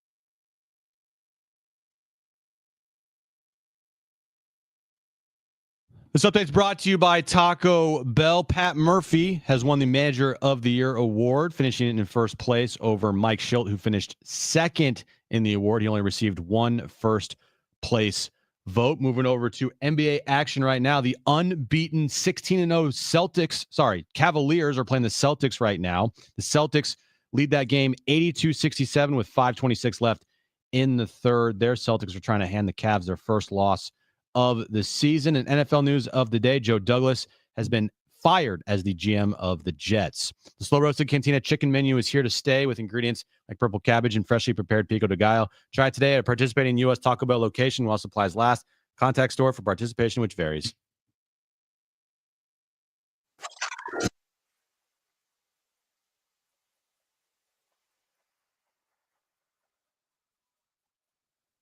All right, so Dan Zaborski is a great resource on all things Major League Baseball. He's also a Rookie of the Year voter in the National League.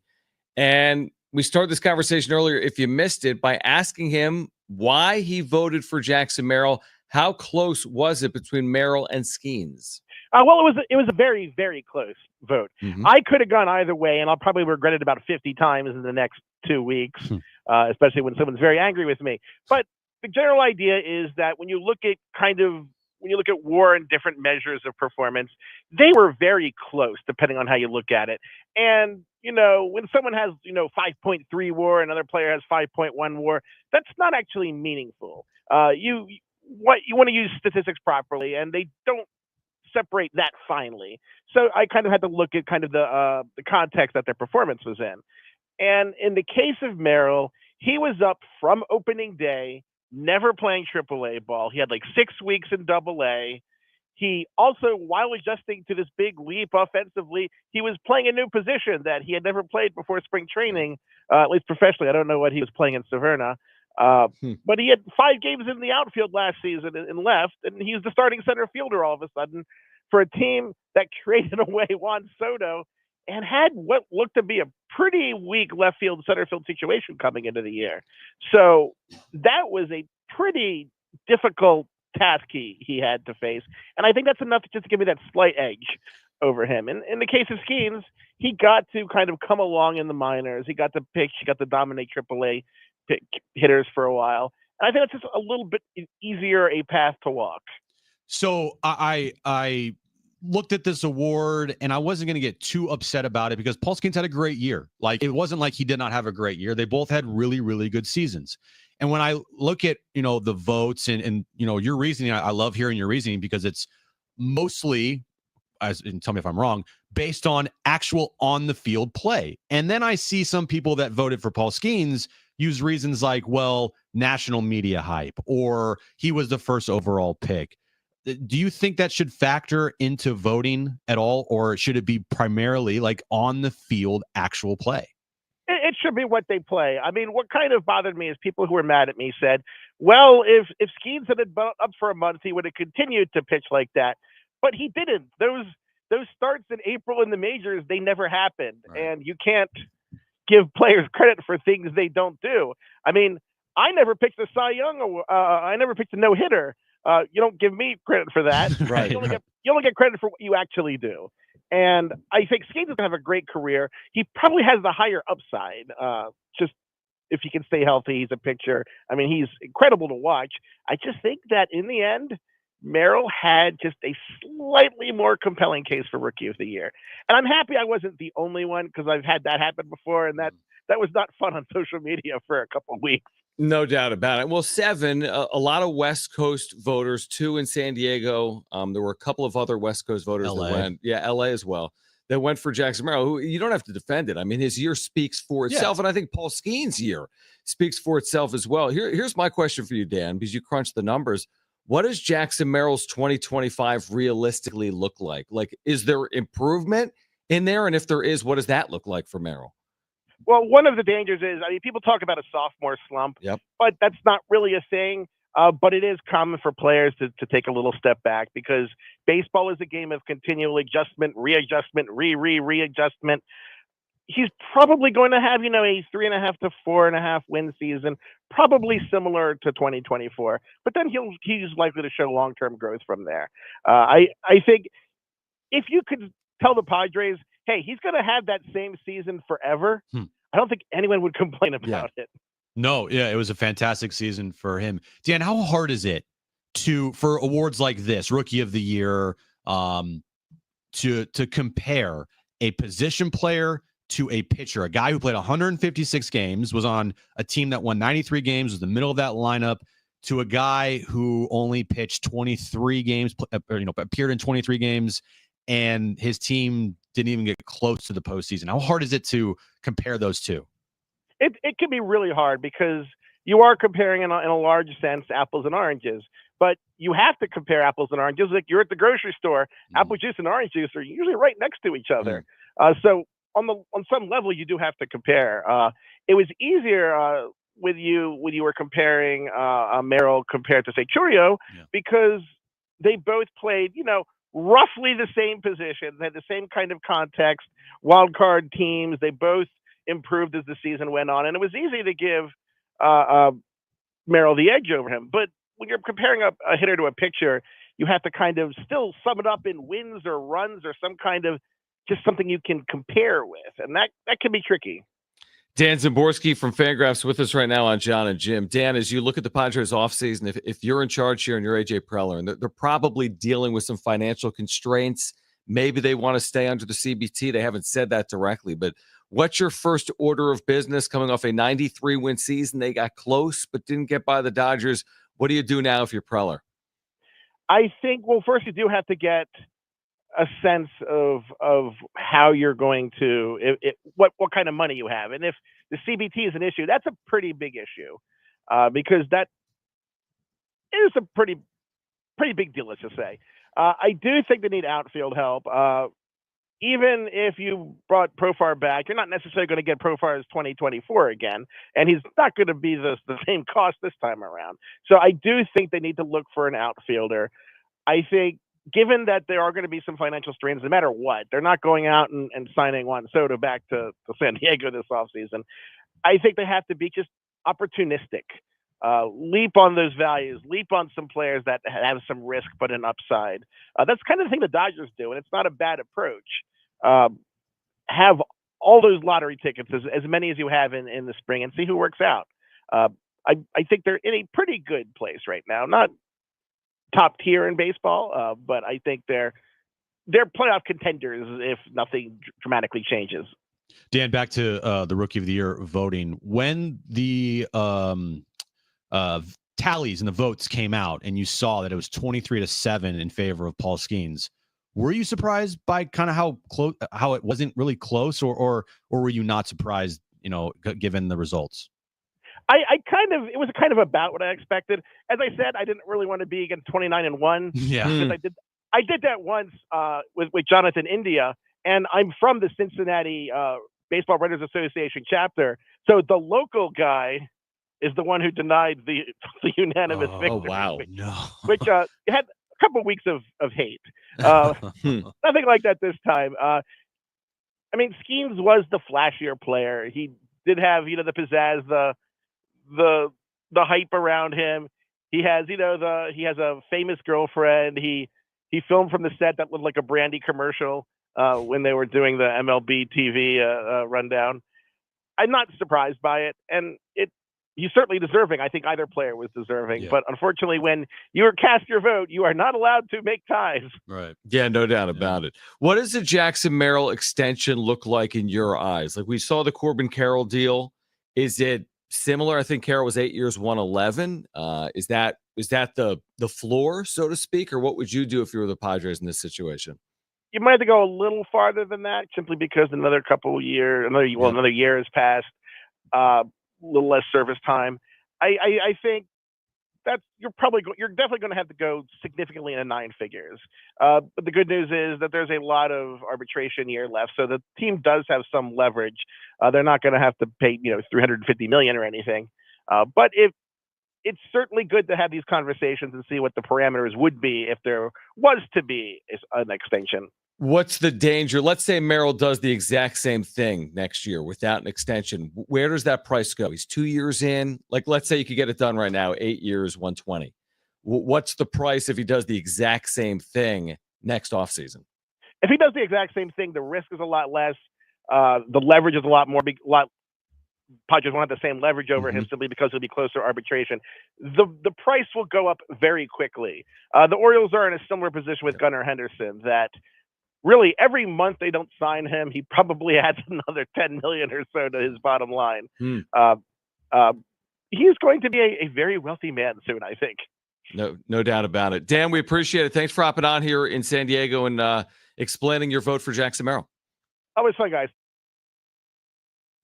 All right. Dan Zimborski, one of the 7 voters that selected Merrill. There were 23 that went with Skenes. And again, Paul Skenes is your 2024 National League Rookie of the Year. Maybe next year. Not for Merrill. No, because you can only be a rookie one time. I'm thinking like Salas. When will the Padres have a Rookie of the Year again? Because it's been a while. It's been a minute. I mean, they may have candidates again in 2 years. Yeah. Legitimate candidate. They may give someone like a Salas or DeVries everyday opportunity for sure in the next couple of years. And the one thing that they will do is not manipulate the system and bring up Salas and DeVries to gain an extra year of service time and then lose out on a first-round draft pick if they win the Rookie of the Year award, in turn looking like freaking idiots by doing it as an organization. Oh, wait. Who did that? The Pittsburgh Pirates. Oh, because they didn't have him up. Yeah. That's where San Diego deserves credit. Paddock, Tatis, Merrill. Like, they bring guys up. The Cubs did the same thing with Chris Bryant. Yeah, I remember that. But the most recent team is the Pittsburgh Pirates, probably sitting there saying to themselves, crap, I can't believe Skenes won. We are such idiots. That's really bad. If you're Pittsburgh, where you're always behind the 8 ball and you could use the young talent, that looks really bad. If we had a talk show in Pittsburgh, which we don't. Oh, yeah. I'm sure we would be talking about Paul Skenes today over the Steelers. No, in the one segment they would have dedicated to Paul Skenes, I would be ripping the Pirates organization. You'd just be killing them right now. Yep. Who's the Pirates CEO? Mr. Who Cares? Exactly. He'd be killed. Bob Nutting. Oh, kill Bob Nutting. What are you thinking, Bob? Idiot. Jim's back page. That survived the expanded Jon and Jim. It's still here. Should we go longer? That's the big question. No. So I said yesterday, he has an extra hour to prepare. So it's like twice as good. 5 to 6, Jim's back page. Every segment, new hour-long Crumble Cookie breakdown next on Jon and Jim. We'll literally make them live on air.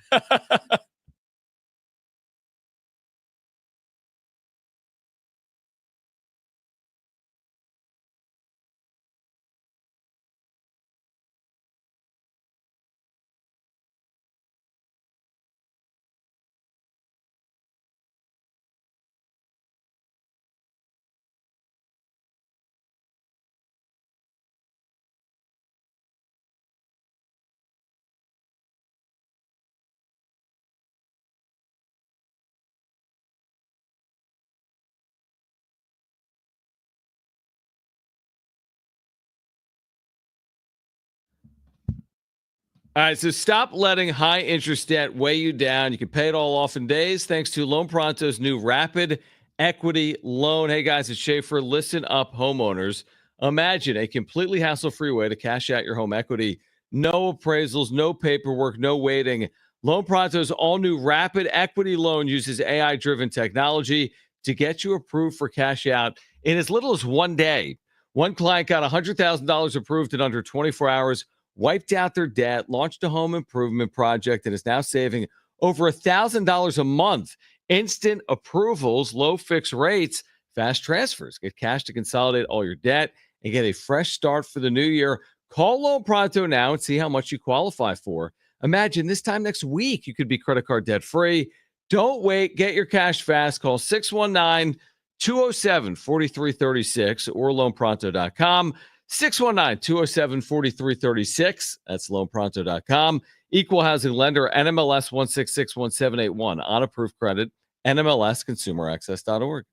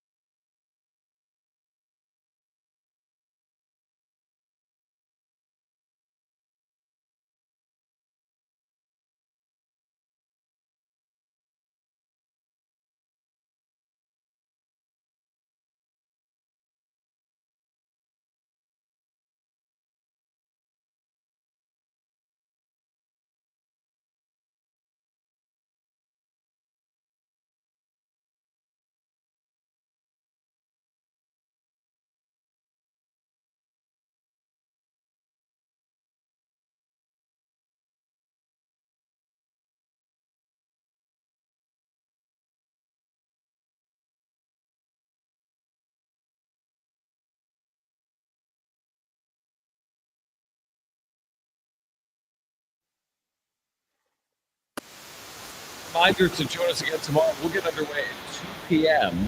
It's the brand new expanded Jon and Jim. We just couldn't fit it in. No, we couldn't. San Diego Sports 760 celebrated the season with the iHeartRadio Holiday Special one night to get you in the holiday spirit with exclusive performances from Dan and Shay, Jennifer Hudson, Jimmy Fallon, and Kelly Clarkson. Hosted by Mario Lopez, San Diego's own. Listen to the show Wednesday, November 27th at 4 on Holiday Seasons Radio on our free iHeartRadio app. I'm kind of into Holiday Seasons Radio. Is it too early? Let's wait to Thanksgiving. Let's wait. I think it's too early. But are we good at Thanksgiving? Yes. Throw the thing on? Yes. Okay. I'll wait a week. A week and 2 days or whatever. Jim, are you ready? Yeah, I'm ready. You're ready. You've been waiting 3 hours and 48 minutes.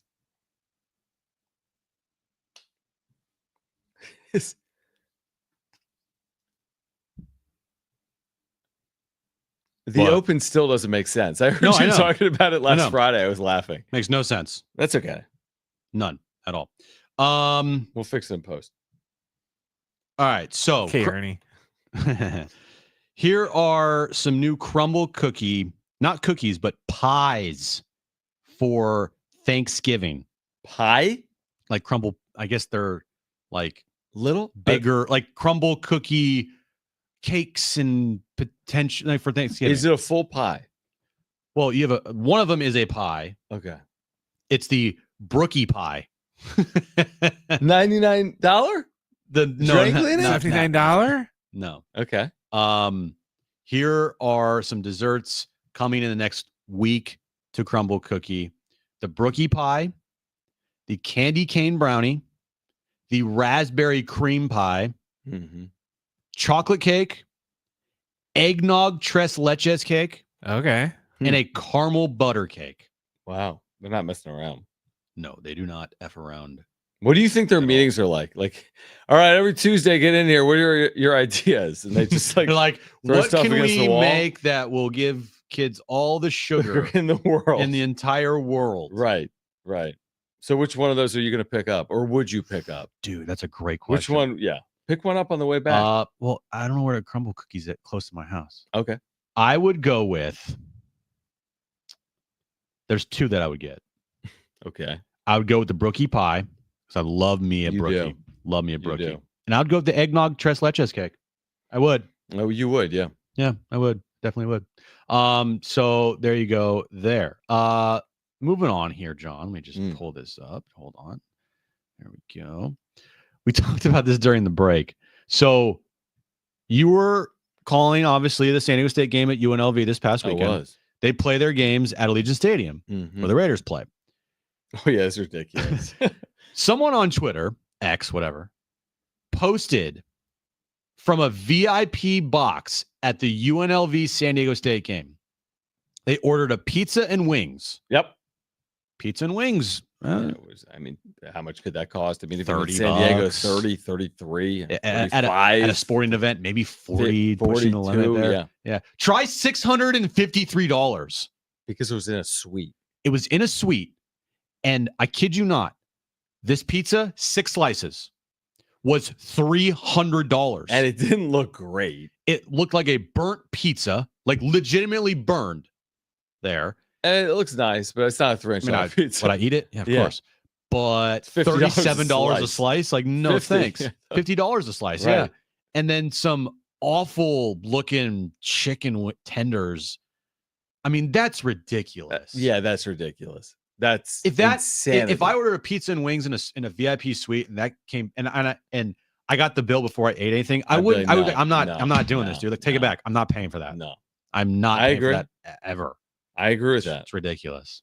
We've talked a lot about Paul Skenes the last couple of days here. Did you see, John, that the Pirates are on the search for his rookie debut patch autograph card?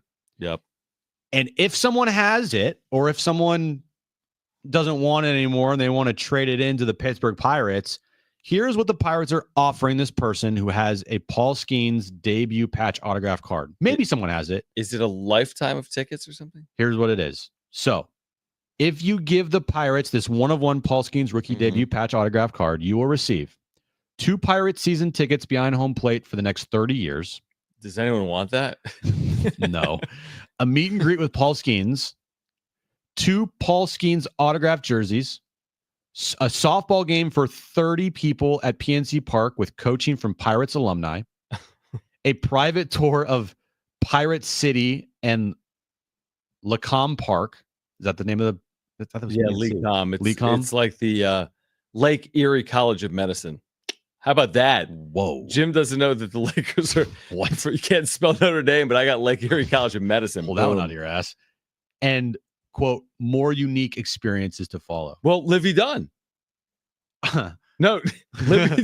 They give you Livy Dunn for a night? No, Livy Dunn said you could spend a night with her in the not like a night. Oh, that's right. Yeah. Not a night with her. Yeah, that's what she said. You can watch a game with her. Dude, you have to be like, that would be awesome if you had that card. It would be That'd be awesome. Now, I might do this because I don't think Would you Paul ask for Skenes more? rookie card would generate That more much? than what this package is worth. Would you hold them out for more? Be like, listen, I have the card. I want to pitch in a game. Yeah, I want to appear in the 4th inning. I want to bat cleanup. I need an at bat. You guys aren't winning anything anyway. Activate me. Right. Call me up. Would you do it? Yeah. I don't need that card. I'd rather have, Like imagine if the things were flipped. A 1-of-1 Jackson Merrill signed debut Padres rookie card. And Right. the Padres were offering all those things. imagine if it was Otani, they'd be like, get a picture. Yeah, you want a What picture hot on a chick do we get quarter- to on a watch? phone? Here's a baseball. What hot chick do we get to watch the game with if it's the Padres? That's question. a great question, Good bro. question. Just San Diegans, I guess, Just in a general. random girl. Yeah. Yeah, I think I would do that. That's a big time haul there. Now, the flip side is, give him that card. Yeah, you get he wins like 4 Cy Youngs. Well, how much is the card worth right now? Probably not close Worth to like $100,000? I don't think it's worth what the package is. But no, it's why not. But would you take 100K or tickets? I don't play the Pirates. I'd take 100K. All right, we're back tomorrow at 2 p.m. Each and every weekend, 2 to 6. San Diego Sports 760. If you're missing any parts of the show now, just know, go to the iHeartRadio app. Say iTunes. Go to the iHeartRadio app. We're always there. Yes, go to YouTube. Search for Jon and Jim 760. Go to the iHeartRadio app. Go to sportsSD.com. Back tomorrow at a brand new time of 2 p.m. For Brent and Jim, I'm Jon. He's Jon. It's San Diego Sports 760.